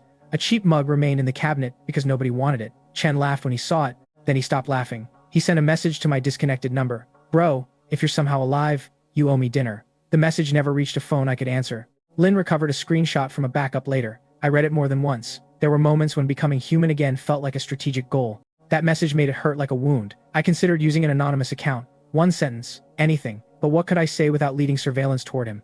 Still alive would trigger questions. Don't look for me would make him look harder. Trust, the giant spider sounded like the opening line of a cult recruitment email. So I stayed silent. Again. My rules protected people physically. They did nothing against loneliness. That night, I returned to the nest and found little 3 asleep under my front leg. Another child had woven silk across my preferred resting corner. Bai Hawawa complained that somebody stole a fish she had saved. The scene was ridiculous. It was also home. I realized I had been treating human life and spider life as mutually exclusive futures. Maybe the real goal was not going backward. Maybe it was becoming strong enough to connect both worlds without sacrificing either. Transformation would matter. Identity would matter. Trust would matter more than appearance. That idea stayed with me when the next crisis arrived. Wang Miao Ying's name appeared in Lin's report beside a list of drained corpses, and one of those deaths connected directly to someone I had once called family. Chapter 14. The girl who could stop life. I did not find Wang Miao Ying first. The secret bureau did. What happened during her escape reached me through Lin, Yang, intercepted reports, and later memories extracted after I finally met Wang herself. By then, I understood enough to reconstruct the nightmare clearly. Wang had been an ordinary student before the meteor incident, beautiful enough to attract attention and stubborn enough to dislike most of it. Then purple contamination changed her. Her body developed an unbearable need to absorb male life essence. If she refused too long, control weakened. If she lost control, someone died. That was how Hee-Jun became a victim. Hee-Jun had been one of my friends. He was loud, cheap when splitting restaurant bills, generous when someone actually needed money, and terrible at choosing games. Wang told me later that she had liked him. That made his death worse, not better. She had resisted the hunger until she could not. By the time consciousness returned, he was already dying. She fled instead of explaining, convinced nobody would believe a woman who said supernatural hunger made her kill someone she cared about. Afterward, Wang chose targets more carefully, mostly predatory men who approached vulnerable women with intentions nobody needed supernatural senses to interpret. That did not make the deaths legal. It did reveal she was still trying to preserve some moral boundary, while her body demanded victims. The South District corpses attracted the secret bureau. Wang hid with an ordinary young man named Oh Yichin, who initially had no idea what she was. When a government notice identified her, he panicked. He tried to leave. Her fear reacted faster than reason. She used an ability called Life and Death Pause, freezing his body's motion while his consciousness remained trapped inside. She could have killed him. Instead, she kissed him goodbye, released the ability, and ran before enforcement teams entered the building. That choice mattered later. The bureau agents waiting outside were not ordinary police. Li Wang hit like industrial equipment. Zi Chen moved with disciplined martial precision. Jian Xin wore green mechanical armor and wielded a high-frequency blade he stubbornly called a sword. Wang's abilities slowed them at first. She manipulated biological motion, perception, and blood-red energy around her. Against normal people, the effect would have been overwhelming. Jian Xin's neural systems resisted much of the mental interference. He adapted, closed distance, and severed one of her hands. The bureau had stopped treating her as a frightened student. She had become a dangerous entity marked for elimination. I learned about the fight while it was still happening. Lin had tracked the bureau deployment and contacted me through our Venom connection. I was too far away to arrive physically before the confrontation ended, so I used the tools I had. Lin went in. I ordered her to hide her face beneath white webbing and claim allegiance to something larger than herself. Not because I wanted worship, because fear works faster when enemies believe the unknown threat has infrastructure. Lin reached Wang as Jian Xin prepared the final strike. A web line I controlled through spider sense redirected the blade. Lightning followed. Jian Xin's weapon shattered under the discharge. Later, footage captured his stunned voice. My sword has never broken. Technically, it had been a blade. I decided not to correct him during an active federal operation. Enforcement units opened fire on Lin. I formed an electrical barrier around her position, melting or deflecting incoming rounds while she reached Wang. Then a new presence entered the battlefield. Guiyu, the Bureau's contingency plan for me. He was an A-rank keeper, dressed with enough elegance to suggest ghost manipulation came with a formal wear requirement. Guiyu created yin spirits directly inside defensive lines, bypassing ordinary distance. My lightning destroyed them. He formed more within the barrier. That earned my attention. Do you really intend to offend me? I projected through the connection, letting everyone nearby hear. Guiyu did not bluff. He said, attacking me required courage and accepting consequences, but his duty still required intervention. I respected that answer more than I liked it. For several exchanges, neither side fully committed. The Bureau wanted Wang. I wanted answers. Lin needed an escape route. I summoned a nightmare beast from darkness. Its arrival filled the street with enough fear and confusion for Lin to carry the injured Wang out while I covered withdrawal. Guiyu could have escalated. He did not. That restraint told me the Bureau was still measuring me rather than committing to total war. I remembered it. Lin brought Wang to the mountain before dawn. She was missing a hand, exhausted, furious, frightened, and ready to attack anyone who approached. Then she saw me. Most people's first response to a giant demon spider is not increased confidence. Wang froze. I kept distance. Hee-Jun was my friend. Her expression collapsed before I asked anything else. I didn't mean to kill him. I believed her remorse. I did not yet believe that excused anything. So I listened. She explained the hunger, the first loss of control, the purple light, and the way her body felt increasingly occupied by something that was still her and not her. That description felt too familiar. I asked whether Zhang Yueling had shown similar symptoms. Wang knew Zhang only indirectly, but both changed after the meteor event. Each required something different to remain stable. Zhang needed control through goo and sacrifices. Wang needed male essence. Different expressions, same purple source. Then Wang gave me the most dangerous information yet. There had been someone else around them, a mentor connected to the university, older, more knowledgeable, and far too calm about the changes. Zhang had contacts inside official investigations. Someone had helped bury information. The meteor did not merely create monsters. People were managing the aftermath from inside institutions. That became my medium-term mystery. The master question remained the meteor itself. But now I knew somebody understood more than I did. I asked Wang whether Jun had suffered. She started crying. That was answer enough. I wanted revenge. For several seconds, my front blades tightened and every instinct told me to make his death balance mathematically. Then I remembered Zheng. If contamination could push people toward acts they hated, simply killing every infected person would eventually make me indistinguishable from the thing I feared humans believed I was. I used mutation venom carefully, not to enslave her first, to connect deeply enough for the system to identify the foreign purple influence inside her. My poison refining talent reacted, something recoiled. The sensation was like biting into electricity mixed with fever. I began drawing the purple corruption out. Wang screamed. Lin stepped forward. I ordered her back. The energy fought harder than ordinary poison, resisting absorption as though it possessed primitive self-preservation. That terrified me more than raw strength ever could. Eventually it broke. Purple light flowed into my body. Wang collapsed unconscious. Her status stabilized. The compulsive hunger weakened dramatically. I had removed something that had shaped her behavior without removing Wang herself. That proved two things. First, Jun's killer had still been Wang, but not entirely Wang. Second, the same thing might be sleeping inside me. The system began another evolution before I could process either conclusion. My body contracted, then expanded. Shell split. Blood red and violet light spread through the nest. New abilities formed around the concept of a crimson moon. Blood, webs, corruption, and environmental control. When I woke, the system named my species Deep Crimson Strange Moon. I had crossed from demon classification into something stranger, an evil entity. That label stayed on my vision longer than any statistic.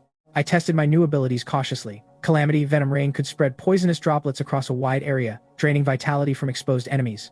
Demon Web Blood Sacrifice turned web networks into a feeding domain capable of drawing blood, spiritual energy, and strength back toward me.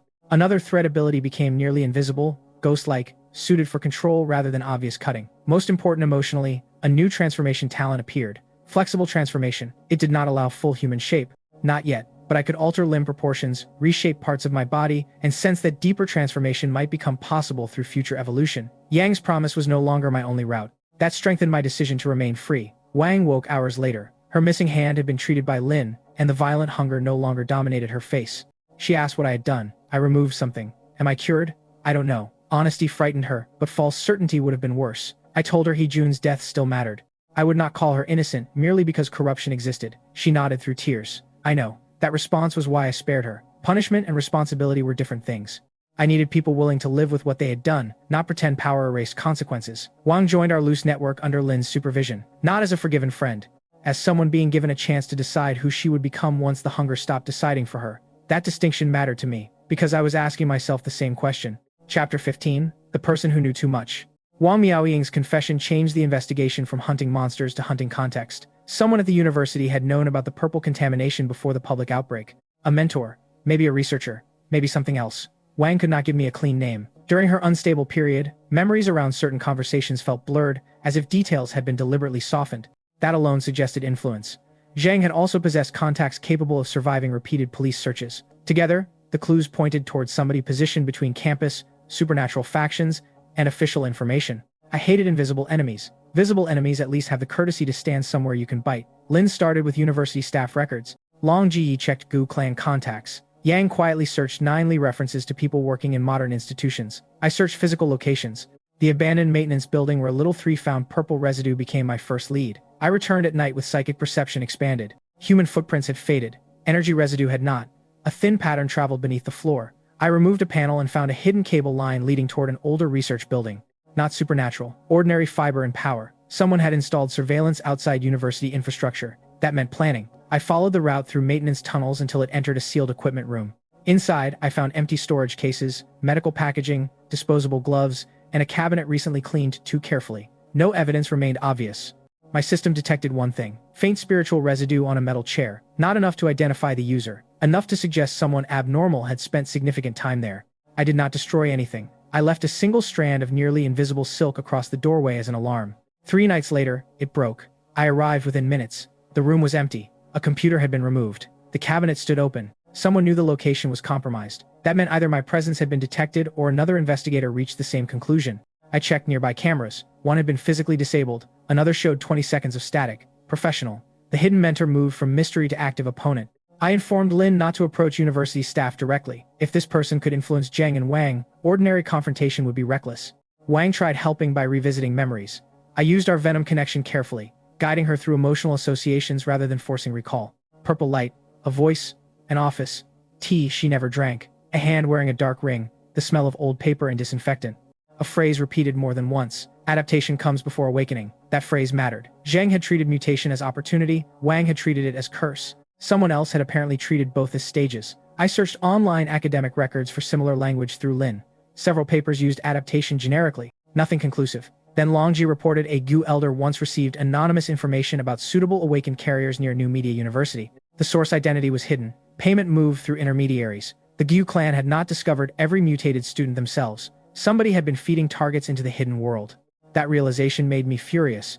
If true, Zheng, Wang, and perhaps others had not merely encountered supernatural factions after mutation. They had been observed as experiments. I thought of the campus disappearances. Li Yu, me, Hee-jun. How many ordinary lives had become acceptable data points? My original revenge had focused on Zheng because she held the knife. Now I wondered who built the table. The investigation produced no immediate name. That frustration was important. Power had trained me to expect solvable problems. Find enemy, analyze, attack, win. Information did not behave that way. Sometimes the correct move was waiting. I hated waiting, so I created a trap. Lin leaked a false rumor through channels known to reach Gu intermediaries. A new student had shown purple symptoms and hidden near the old research building. We monitored every response. Gu clan interest appeared within hours. A private security contractor checked the building. Then a university account accessed restricted records from an administrative terminal. The user left before I arrived. But the access pattern gave us a department, not a person. Progress. That same night, my silk alarm triggered inside the sealed equipment room. I moved through ventilation silently. Someone stood near the chair. Tall, human silhouette, face hidden beneath a simple mask. No obvious goo. No visible mechanical augmentation. The system display flickered when I tried reading vitality. Flickered. That had never happened with an ordinary person. I stayed invisible. The stranger spoke anyway. Nix. Every leg tightened. He knew. Or do you prefer Baiji? That was worse. Very few people knew the second name. Yang, Bai Huahua, Lin, Wang, Longji. The stranger knew enough to be dangerous. I prepared lightning. He placed one hand on the chair. You're growing faster than expected. The wording confirmed the worst possibility. Expected. I attacked. Not to kill. To stop escape. Ghost thread crossed the room. The stranger moved before it arrived. No visible speed. One moment beside the chair. The next beside the door. My psychic perception registered both positions almost simultaneously. A spatial technique. I closed exits with silk. Dark energy filled the room. The figure chuckled softly. Good. You learned caution. Then the lights died. My psychic perception remained. The person disappeared anyway. No movement. No hidden path. Gone. I found one object left on the chair. A small piece of ordinary black stone. No spiritual energy. No writing. Nothing. Maybe mockery. Maybe message. Maybe distraction. I wanted to crush it. Instead, I stored it. Evidence matters even when evidence looks useless. When I told Yang what happened, her expression became serious. 9 Li techniques could imitate short spatial movement, she said, but disappearing from psychic perception entirely required far more. The Secret Bureau possessed similar technology. High-level Gu elders possessed stranger methods. The clue did not narrow the field. Excellent. Mysteries apparently scale with frustration. Wang reacted differently. When I described the stranger's voice, she went still. That feels familiar. Not recognition. Fear. Her body remembered what her conscious mind could not. I ended the conversation immediately. Forcing deeper recall risked destabilizing the recovery we had achieved. That choice cost information. I accepted the cost. People were not evidence containers. That principle separated my network from the organizations I hated. The hidden mentor remained unresolved when the government assault began. But the encounter changed my master mystery permanently. Somebody knew Baiji. Somebody expected my growth. Somebody had watched the purple contamination before I understood it existed. Maybe the meteor chose me. Maybe someone chose where the meteor's influence would land. Either way, I was no longer chasing only the origin of my transformation. I was chasing the intelligence around it, and that intelligence had just proven it could find me whenever it wanted. Chapter 16. The night before they came. Long Ji delivered the final warning 12 hours before the mountain operation. Government and Gu clan channels were moving at the same time. That coordination had never happened before. The target could only be me. I looked around the nest after receiving the message. Web chambers, stored food, meteor fragments reduced to ordinary stone, children asleep in corners, by Hua arguing with one juvenile over a fish. Home. Zhang's cage had taught me freedom. The mountain taught me ownership in a different sense. Not ownership of people. Responsibility for a place where people depended on me. I could not defend that place safely against a national operation, so I decided to abandon it before they forced the decision. The children resisted evacuation because they did not understand the scale of danger. Their minds carried simple images. Home safe, parents strong, enemy bad. I wished reality remained that clean. I sent older offspring through separate tunnels toward fallback nests prepared weeks earlier. Younger ones traveled inside reinforced silk carriers. Bai Hua volunteered to escort them. Good. Then she returned 20 minutes later. Bad. I told you to stay with them. They reached the pond. Then stay at the pond. I came back. I can see that. She wrapped around one of my legs. You will fight. It was not a question. I did not answer. Her voice became smaller. Big sister always sends everyone away before fighting. That observation hurt because it was true. I had built my identity around protecting freedom while repeatedly deciding other people's risks for them. Sometimes necessary. Still contradictory. I need you alive, I said. I need you alive too. There was no clever reply, so I compromised. She could stay nearby until the barrier formed. Then she had to retreat. She agreed far too quickly. I should have known. Lin Bingbing was worse. She arrived carrying weapons, medical supplies, and the determined expression of someone prepared to ignore every instruction. No, I didn't say anything. No anyway. She crossed her arms. I can fight. Yes. I've fought bureau agents. Yes. I survived werewolves. Yes. So this operation is designed around killing me. Anyone near me becomes collateral. Her jaw tightened. Then don't stand alone. The sentence hit the same place Bai Hua had found. I understood their anger. I also understood heaven. Punisher-level resources could erase Lin before I reached her. Leadership becomes ugly when every choice harms someone. I forced the order through our connection gently at first. Lin resisted. Pain began. I stopped before it intensified. Then I explained rather than commanded. If you stay, I will spend every second tracking you. I will fight worse. You will make me weaker by being brave. She looked away. That argument succeeded. Not because she feared death, because she refused to become my vulnerability. Come back, she said. I plan to. That's not a promise. No. She hated the answer. It was still the most honest one. Wang Miaoying left with Lin. Before going, she asked whether she could use life and death pause on attackers if the battle reached civilian areas. Protect people first, I told her. Even after everything, I trusted her with that choice. That trust visibly affected her. Perhaps redemption begins when someone gives you responsibility before you feel you deserve it. Long Ji could not disappear without alerting the Gu clan.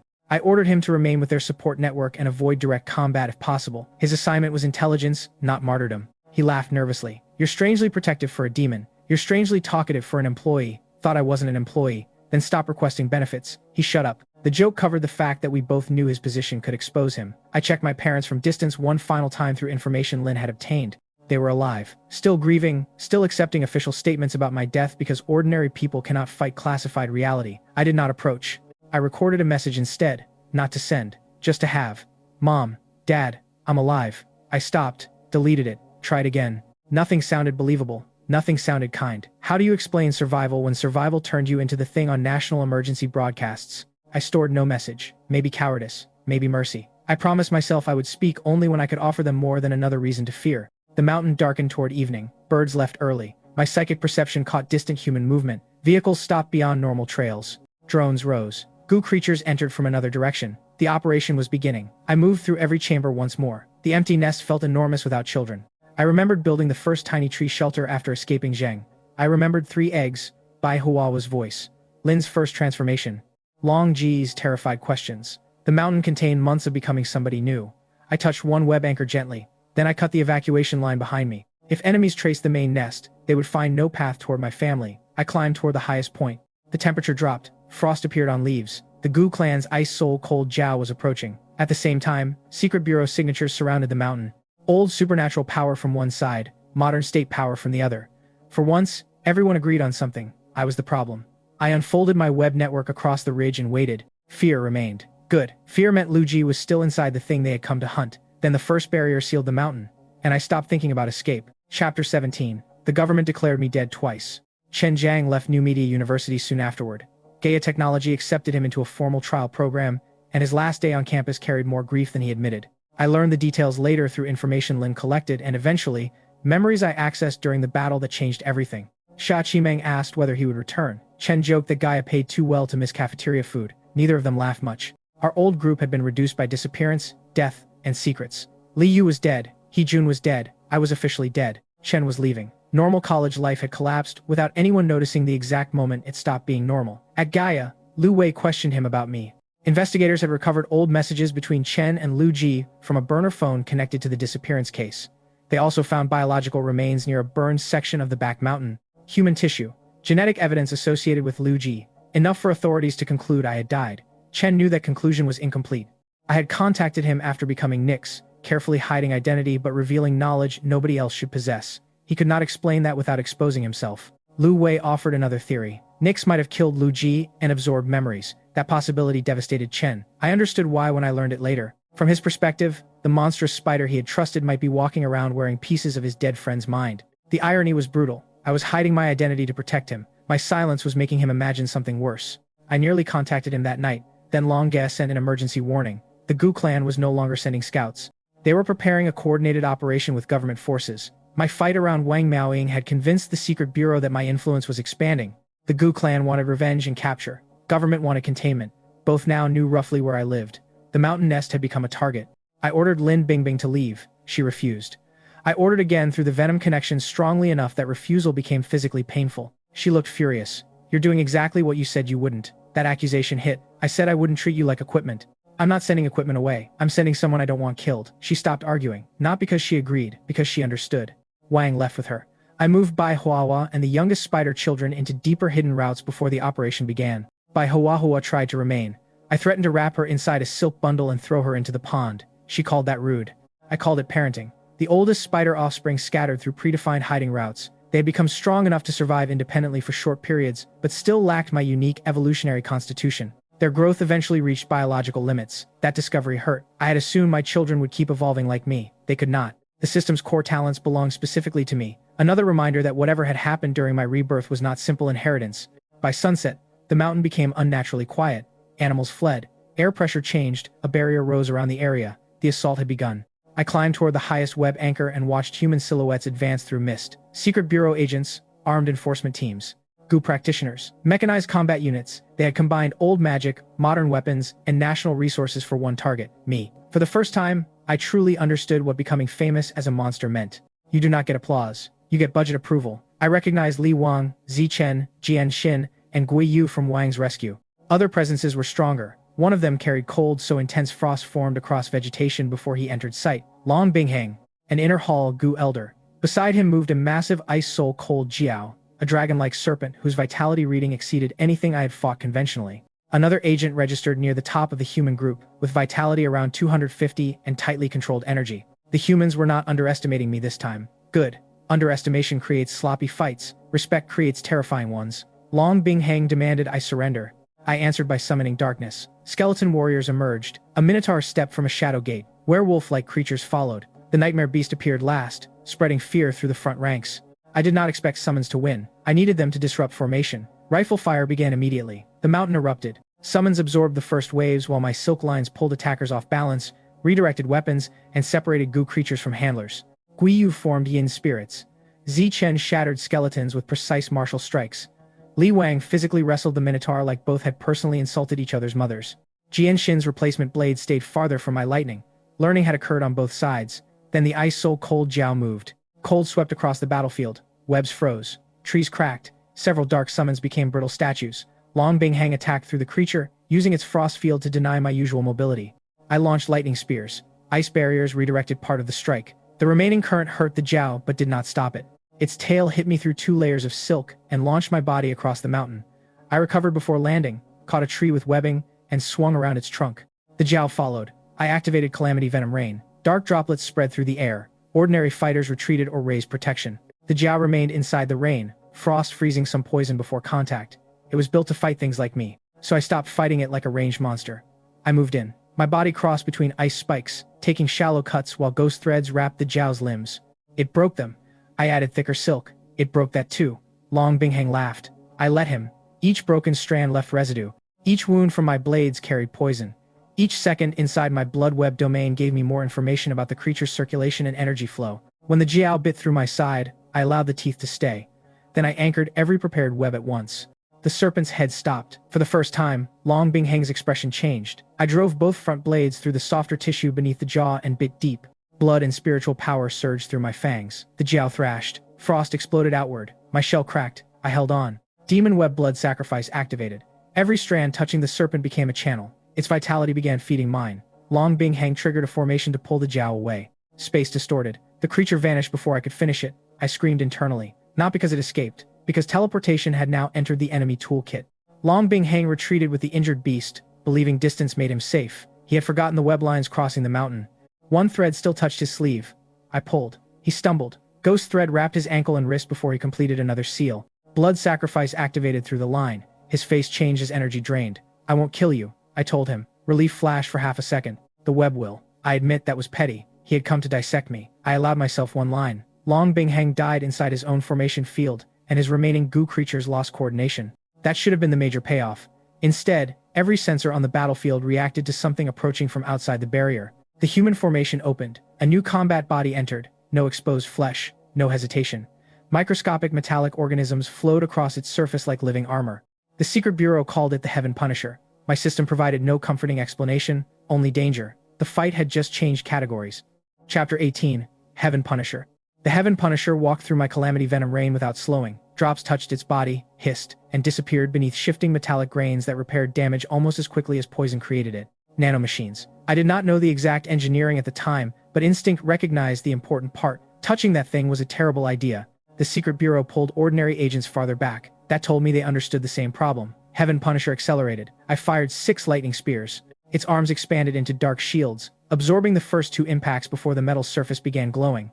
The third spear tore through. Nanomachines scattered like black sand and immediately flowed back together. The fourth struck its shoulder. The fifth missed because it changed direction without losing momentum. The sixth reached its chest and actually forced 1 step backward. 1 step. My previous strongest enemies had reconsidered their life choices after less. Heaven Punisher answered with a fist. I avoided direct contact by swinging upward on silk, but the shockwave alone shredded nearby webbing and broke branches across several trees. The battlefield had stopped looking like a mountain. It looked like a disaster report waiting for wording approval. Dark summons rushed the machine. The Minotaur swung an enormous axe. Heaven Punisher caught the weapon barehanded. Nanomachines flowed across the blade and began eating the material itself. The Minotaur released it immediately. Smart summon. The axe vanished into metallic dust within seconds. I suddenly appreciated why even powerful Secret Bureau agents kept their distance. My blade legs could cut tanks. Against those nanites, touching the wrong surface might simply donate my limbs to science. I changed entirely to ranged attacks. Lightning spears, poison rain, web traps carrying current, venom arrows, dark summons used as moving obstacles. Heaven Punisher advanced through all of it, not unharmed, but relentlessly. Every destroyed layer of nanomachines exposed another. Every time I forced it to rebuild, I spent more spiritual energy than it seemed to spend. That imbalance became the real threat. A long fight favored the machine. I needed a decisive attack before exhaustion turned strategy into optimism. I formed a concentrated lightning spear far larger than previous ones, compressing enough current to make the air crack around it. Heaven Punisher raised both arms. I changed trajectory at the last moment. The spear struck the ground beneath it. Rock exploded. The machine dropped into the crater. Myriad Chan's silk collapsed from every direction, forming layer after layer over the opening. Then I sent electricity through all of it. The crater became a blue-white furnace. For 3 breaths, nothing emerged. Secret Bureau agents watched. I watched. Even the mountain seemed to wait. Then a black hand punched through the web. Heaven Punisher climbed out with half its outer body destroyed. The missing sections were already rebuilding. I had found the ceiling of my current firepower. It had not been high enough. Something else moved behind the Bureau lines. Xing Tian. The combat asset I had fought beside at the containment base now approached under federal coordination. Whether he was reinforcement or another independent weapon barely mattered. 2 monsters built by humanity stood between me and escape. I looked toward the hidden routes where my children had fled. Good. They were far enough away. That meant I could stop conserving terrain. Eternal night descends. Darkness swallowed the mountain. Human senses collapsed. Even enhanced operatives stumbled before emergency systems activated. The Heaven Punisher kept moving. Of course it did. Sensors replaced what biological perception lost. I used the darkness to reposition, webbing across cliffs and high trees while projecting false movement through summoned creatures. Lightning flashed from changing angles. Heaven Punisher followed patterns instead of sight. I broke the patterns. Sometimes I attacked. Sometimes I let summons attack. Sometimes I did nothing and allowed it to commit toward empty space. Slowly, damage accumulated. For the first time, I felt myself thinking faster than fear. This was not Zheng's captive fighting for one desperate opening. This was a predator controlling an entire battlefield. The realization lasted until Heaven Punisher adapted again. Its nanomachines spread outward into the soil and across web anchors. My network started disappearing, not breaking, being consumed. The machine was eating my battlefield. I pulled silk back before the contamination reached central lines. Too late. Black metallic dust traveled faster than expected. One connected strand touched my rear leg. Pain arrived after the damage. Armor vanished. Flesh disappeared beneath crawling particles. I severed the leg instantly. The nanomachines continued consuming the detached limb until nothing recognizable remained. That sight produced a colder fear than any venomous monster. If those things reached my main body deeply enough, regeneration might never get the chance to start. I increased distance. Xingtian entered from the side. A heavy strike destroyed one of my escape trees. I launched upward.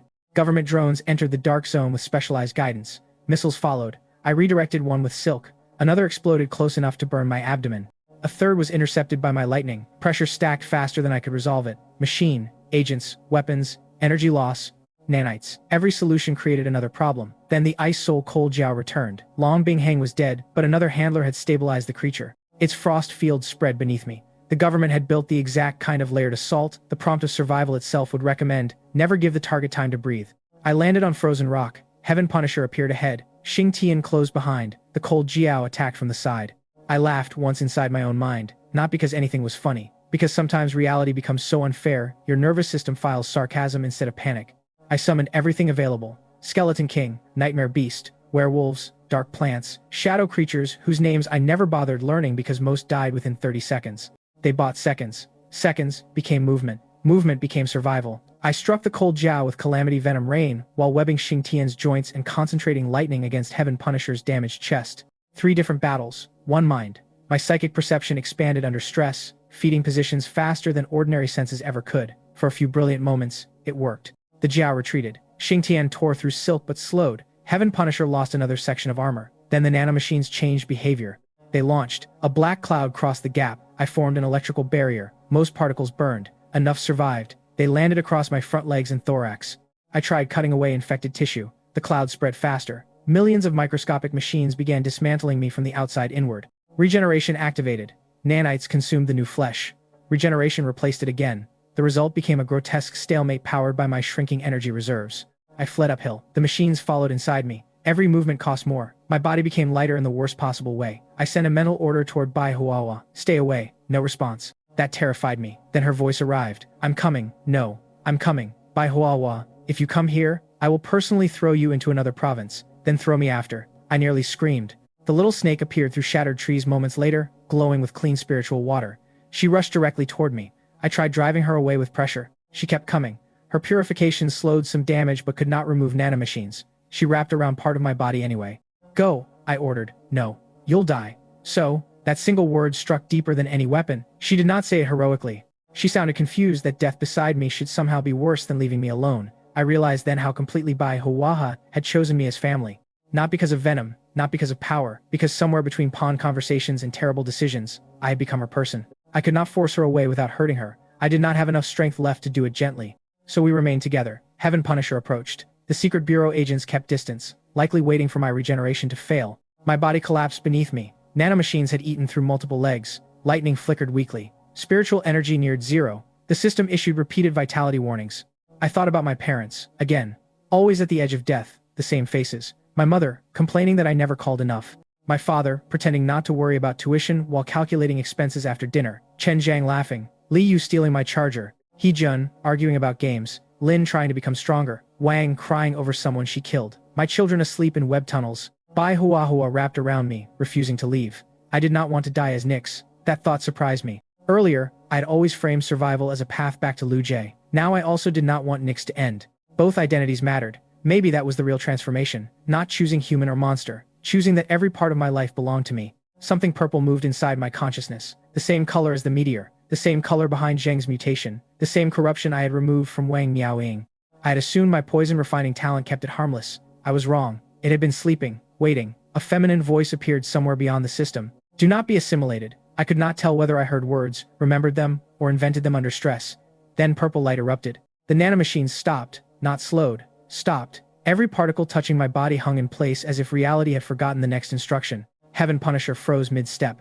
The battlefield fell silent. The secret bureau agents looked upward. I did too. The sky had changed. A deep crimson moon-like projection formed behind layers of purple darkness, though the actual moon remained elsewhere. My ruined body began rebuilding. Not through ordinary regeneration. Matter folded toward me from directions I could not perceive. Flesh reassembled around patterns that felt older than biology. New legs formed. My shell returned. Bai Wawa stared at me through the glow, trembling. I wanted to reassure her. I could barely recognize my own thoughts. The purple force offered power with terrifying ease. All I needed to do was stop resisting. Let it fill the gaps. Let it decide the shape. Let it become the part of me exhausted from fighting. That was the true danger. Not death. Assimilation. I remembered Jeng during her unstable transformation. Scarlet eyes. Lost control. Power replacing personhood. I pushed back. My system reacted with poison refining goo, filtering the purple energy instead of rejecting it completely. The force changed. Enough remained mine to use. Enough foreign influence stayed outside my core. I stood. The Secret Bureau's instruments screamed warnings. Heaven Punisher resumed movement. I looked at it and felt no fear. That frightened me more than the machine. A blood-red beam descended from the strange moon projection. It struck the battlefield. Space distorted. Nanomachines vanished where the beam passed, not burned or shattered but removed from the interaction entirely. Heaven Punisher lost most of its body in one strike. Far overhead, another weapon approached through clouds. I sensed it before seeing it. Something strategic. Something Human Command believed necessary after witnessing the purple event. The projectile entered my psychic field, then stopped. Simply stopped in empty air. No web, no lightning, no physical contact. For several impossible seconds, it remained suspended while everyone watched. I did not consciously know how I was doing it. That terrified me. The projectile twisted away and detonated far beyond the mountain. Shockwaves rolled through the clouds. The Bureau forces began retreating, not tactically, instinctively. Even Giyu's calm expression finally broke. I wanted to chase them. The purple force inside me wanted something worse. Consume, expand, pull every living source of energy into the crimson web. I forced the impulse down. That decision nearly knocked me unconscious. Power disappeared as suddenly as it had arrived. The false moon faded. Purple darkness withdrew inside me. My body remained restored, but exhaustion hit like gravity multiplying. I collapsed. Bai Hua Hua immediately wrapped around my front leg. Big sister, I'm alive. She began crying through our connection. I did not tease her. The mountain burned around us. Human forces withdrew. My nest was destroyed. Several summons had vanished permanently. My children were scattered. I had survived, but the cost was no longer abstract. That night ended the illusion that I could remain hidden near campus forever. The government now knew I could become something beyond their current containment systems. I now knew something inside me could become something beyond me. Both sides had reasons to fear the next encounter. I spent the remaining strength locating my children. One by one, their spider sense answered from hidden routes. All alive. Only then did I allow myself to stop moving. Chapter 19. The week I stopped knowing what I was. Recovery took 7 days. Physically, my body repaired faster. Spiritually, I felt as though someone had dragged my consciousness across broken glass. I moved everyone away from the destroyed mountain zone before sleeping deeply. Lin arranged temporary shelters. Wang watched the children. Bai Hua Hua refused to leave my side longer than necessary. Yang Shining appeared after the battle and looked at me with a mixture of concern, fascination, and questions I had no energy to answer. She offered 9 Li protection again. This time, I did not reject the location. The contract was still impossible. Sanctuary was not. Before leaving Yong'an, I used a strange new instinct awakened during the battle. World Web. The name came without explanation. Threads of information seemed to connect minds, memories, places, and space itself. For a brief period, I could touch another consciousness and understand far more than ordinary psychic perception should allow. I used it on unconscious Chen Jiang after locating him near Gaia personnel responding to the mountain disaster. I did not harm him. I read enough to understand what had happened since my disappearance. The result hurt. Chen believed I might be dead. He feared Nyx might have devoured my memories. Authorities had recovered human remains and declared Lu Ji's legal death essentially settled. My own best friend had defended a monster without knowing whether that monster killed me. I wanted to wake him, tell him everything. Instead, I touched one memory gently. A night in our dorm when Li Yu had fallen asleep during a game and Chen drew a mustache on his face. I left the memory brighter. A silent promise. Someday. Then World Web gave me the location Yang had described. 9 Li Cave Heaven. A hidden space, more than 1,000 kilometers from Yong'an, concealed in mountains beyond ordinary perception. I created a spatial connection without understanding how. That ability should have required years of study. It appeared because the Purple Awakening had shown my mind a structure it somehow remembered. Yang agreed to guide us. We crossed. One moment, ruined mountain air smelled of smoke. The next, dense spiritual energy surrounded me beneath unfamiliar sky and ancient terrain. I nearly collapsed immediately. 9 Li practitioners who saw my 2-meter demon spider body reacted with admirable restraint. Most merely stopped breathing for several seconds. Yang introduced me as a guest. Nobody challenged the wording while my residual pressure filled the courtyard. I received a secluded residence large enough to accommodate my body. Bai Hua Hua chose the nearest water source. Lin and Wang remained outside initially to manage our network and monitor Yong'an. The spider children were distributed between safe hidden spaces and trusted guardians. For the first time since Zheng's cage, I entered a place where hiding my existence was not necessary. That freedom felt strange. I slept 4 days, woke briefly, built a protective web around the room, spoke with Yang, then slept another 3. 7 days vanished. When I finally woke properly, my body felt stable. My mind did not. Every time I remembered the crimson moon, I felt two reactions simultaneously: power, fear. I had wanted strength because strength meant nobody could own me. Now, my greatest threat might be the strength inside me. I checked my status. Vitality had climbed near 700. Several abilities had changed after the battle. World Web remained available but mysterious. My psychic talent continued awakening. Flexible transformation persisted. The purple influence registered nowhere obvious. That absence worried me most. I began cultivating inside Ninely Cave Heaven because the environment contained spiritual energy far denser than Yong'an. Hours of focused absorption finally pushed vitality from 699 to 700. I stared at the number. That's it? Yang, who had spent years watching practitioners celebrate tiny breakthroughs, looked at me like she wanted to throw furniture. Apparently, my definition of slow progress needed recalibration. I explored the sect carefully. Ninely Cave Heaven functioned as both sanctuary and training ground, filled with contracted spirits, practitioners, transformed demons, and old architecture layered across generations. Many powerful elders were not human by birth. Some had cultivated long enough to transform. That immediately revived my interest in human shape. I began asking questions so casually that Yang noticed within minutes. You said transformation wasn't important. I said it wasn't important enough to surrender freedom. That's not the same thing, correct? She smiled like someone catching me stealing dessert after claiming not to like sweets. Transformation remained possible without her contract. That mattered. For once, hope did not arrive with a collar attached to it. I met Yi Chu Yang through one of these conversations. He was an experienced Ninely figure recently returned after years away, confident in the manner of someone accustomed to surviving hidden world politics. Then he introduced spider descendants, 3 of them, large, intelligent, very interested in me. I looked at Yang, she looked innocent. Bai Hua Hua looked delighted. Big sister has suitors. I considered returning to Yong'an immediately and fighting Heaven Punisher again. Yi Chu Yang explained the young spider demons were impressed by my aura and bloodline. I explained that if he brought them near me again without warning, their next meeting might involve significantly less blood. He understood. Bai Hua Hua did not stop laughing for the rest of the day. Life inside Ninely had moments like that. Briefly normal, almost comfortable. Then the larger world reminded me why hidden organizations existed. Yang reported increasing strange events across the Federation. Meteor-related contamination was accelerating. Secret bureau deployments multiplied. Old supernatural factions were becoming more active. Ancient ruins showed new fluctuations. The same pattern appeared everywhere. Something dormant was waking. I asked whether Ninely records mentioned a similar event. She said yes. A century earlier, Ninely Cave Heaven suffered a catastrophe, remembered as the Great Pollution. The previous sect leadership had been devastated. The details remained restricted. That phrase, Great Pollution, felt uncomfortably compatible with the purple influence I had seen. I wanted access to the records. Yang could not grant it without higher approval. Conveniently, the sect master was about to emerge from seclusion after more than 3 years. That announcement changed the entire atmosphere. Disciples cleaned ceremonial spaces. Elders returned from distant posts. Protectors gathered. Even Yi Chu Yang became serious. I asked Yang what kind of person the sect master was. Powerful, useful description, unpredictable, better, and if you insult them, she paused.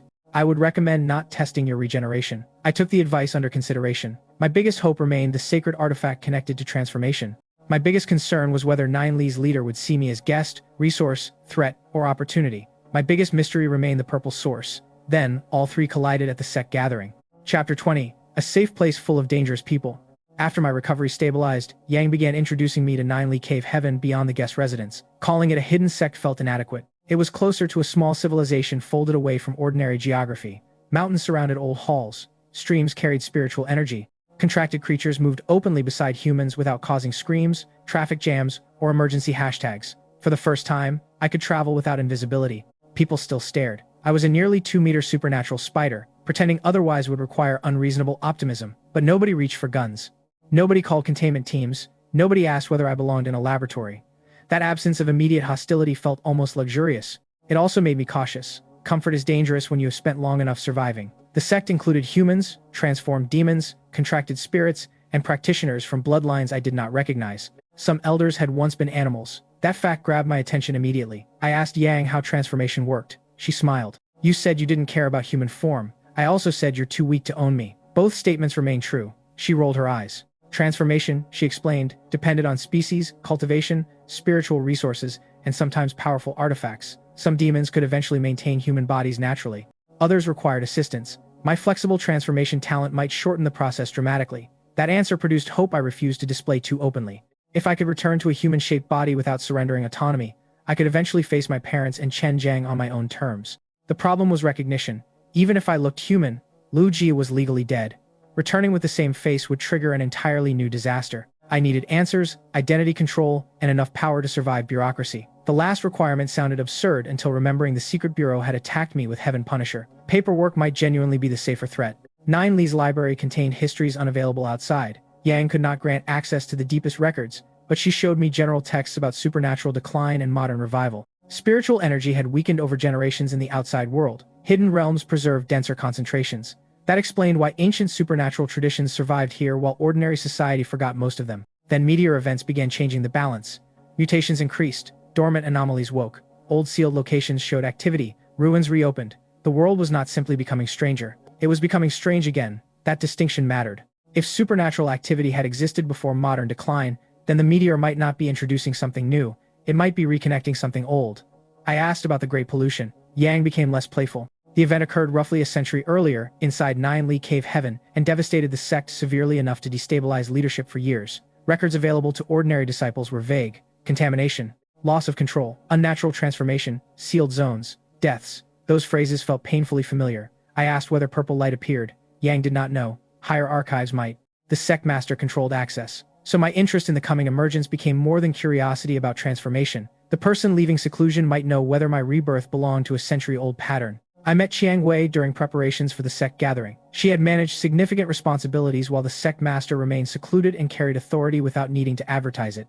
Unlike Yang, who often hid sharpness beneath casual behavior, Chiang Wei spoke directly and rarely wasted words. Her silence had weight. She evaluated me as openly as I evaluated her. You don't behave like a demon born in the wilderness. That observation tightened every instinct. I read. Convenient answer. It is also true. She did not press. That restraint made her more dangerous than someone who would. Yi Chu Yang provided the opposite experience. He returned from years of travel carrying stories, confidence, and several spider demon descendants who immediately complicated my peaceful afternoon. The first young spider demon approached respectfully. The second tried showing off silk control. The third stared at my markings long enough that Bai Huahua began giggling through our connection. I asked why she was laughing. Suitors. No. They like Big Sister. No. Yi Chu Yang attempted diplomatic explanation about exceptional bloodlines and compatibility. I told him that if his descendants appeared around my residence uninvited again, I would return them dehydrated enough to qualify as museum exhibits. He stopped explaining. The three spiders also discovered urgent responsibilities elsewhere. Yang laughed until she had to sit down. Bai Huahua repeated the story to my children. My dignity never recovered. The absurd scene still taught me something. 9 Li did not view unusual beings purely as monsters or resources. They had social structures around demon species, transformed beings, and mixed communities that ordinary civilization lacked entirely. Perhaps I could exist here. The thought was comforting, then immediately uncomfortable. I did not want a hidden cave to become another cage simply because its walls were kinder. My goal remained choosing where I belonged, not accepting whichever place tolerated me first. I continued cultivating. Vitality rose slowly compared with meteor absorption, but the growth felt stable and entirely mine. No purple surges, no forced evolution, no mysterious voice. That stability became addictive. For several days, I almost understood why practitioners could spend decades in seclusion. Then Spider Sense detected one of my children arguing with Bai Huahua over food through the remote connection. Peace ended efficiently. Updates from outside continued through Lin. Secret bureau teams investigated the mountain ruins. Gaia expanded security around Chenjiang. Wang Miao Ying remained stable.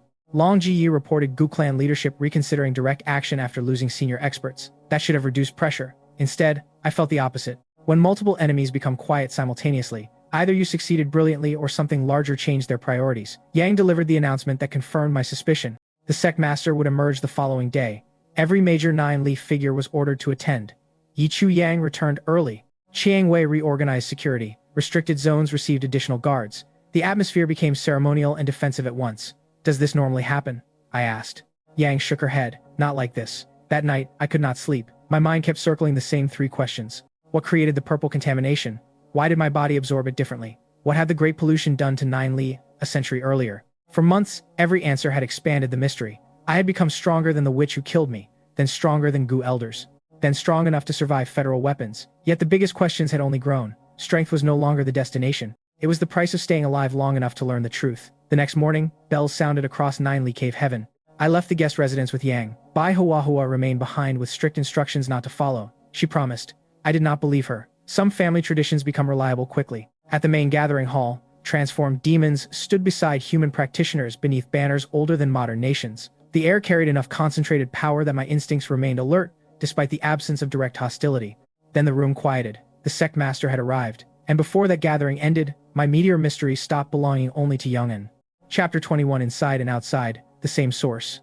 The Nine-Li sect master emerged without spectacle. No lightning, no heavenly music, no dramatic procession. The entire hall simply became silent before the figure fully appeared. That quiet told me more about authority than special effects ever could. I remained toward the rear with Yang, my body reduced as much as flexible transformation allowed, without compromising stability. The sect master surveyed the gathered elders, protectors, disciples, contracted beings, and transformed demons. Their attention eventually reached me. It stayed there one beat longer than comfortable. No hostility, no surprise either. That was somehow worse. The sect master praised Nine-Li's progress during the 3-year seclusion and specifically acknowledged Chiang Wei for maintaining the sect. People relaxed slightly. Then the tone changed. I felt it before the words. A faint tightening in the hall. The sect master said a message had arrived from Luolin, a source important enough that nobody interrupted. Nine-Li Cave Heaven faced catastrophe. Not political trouble, not a Gu clan conflict. A disaster potentially comparable to the Great Pollution 100 years earlier. The hall erupted in restrained disbelief. Even Ye Chuyang's expression hardened. Someone asked whether the coming disaster could truly rival the event that had nearly broken Nine-Li's leadership generations ago. Yang's heartbeat accelerated beside me. I understood why. A hidden realm containing hundreds of supernatural practitioners considered this warning existential.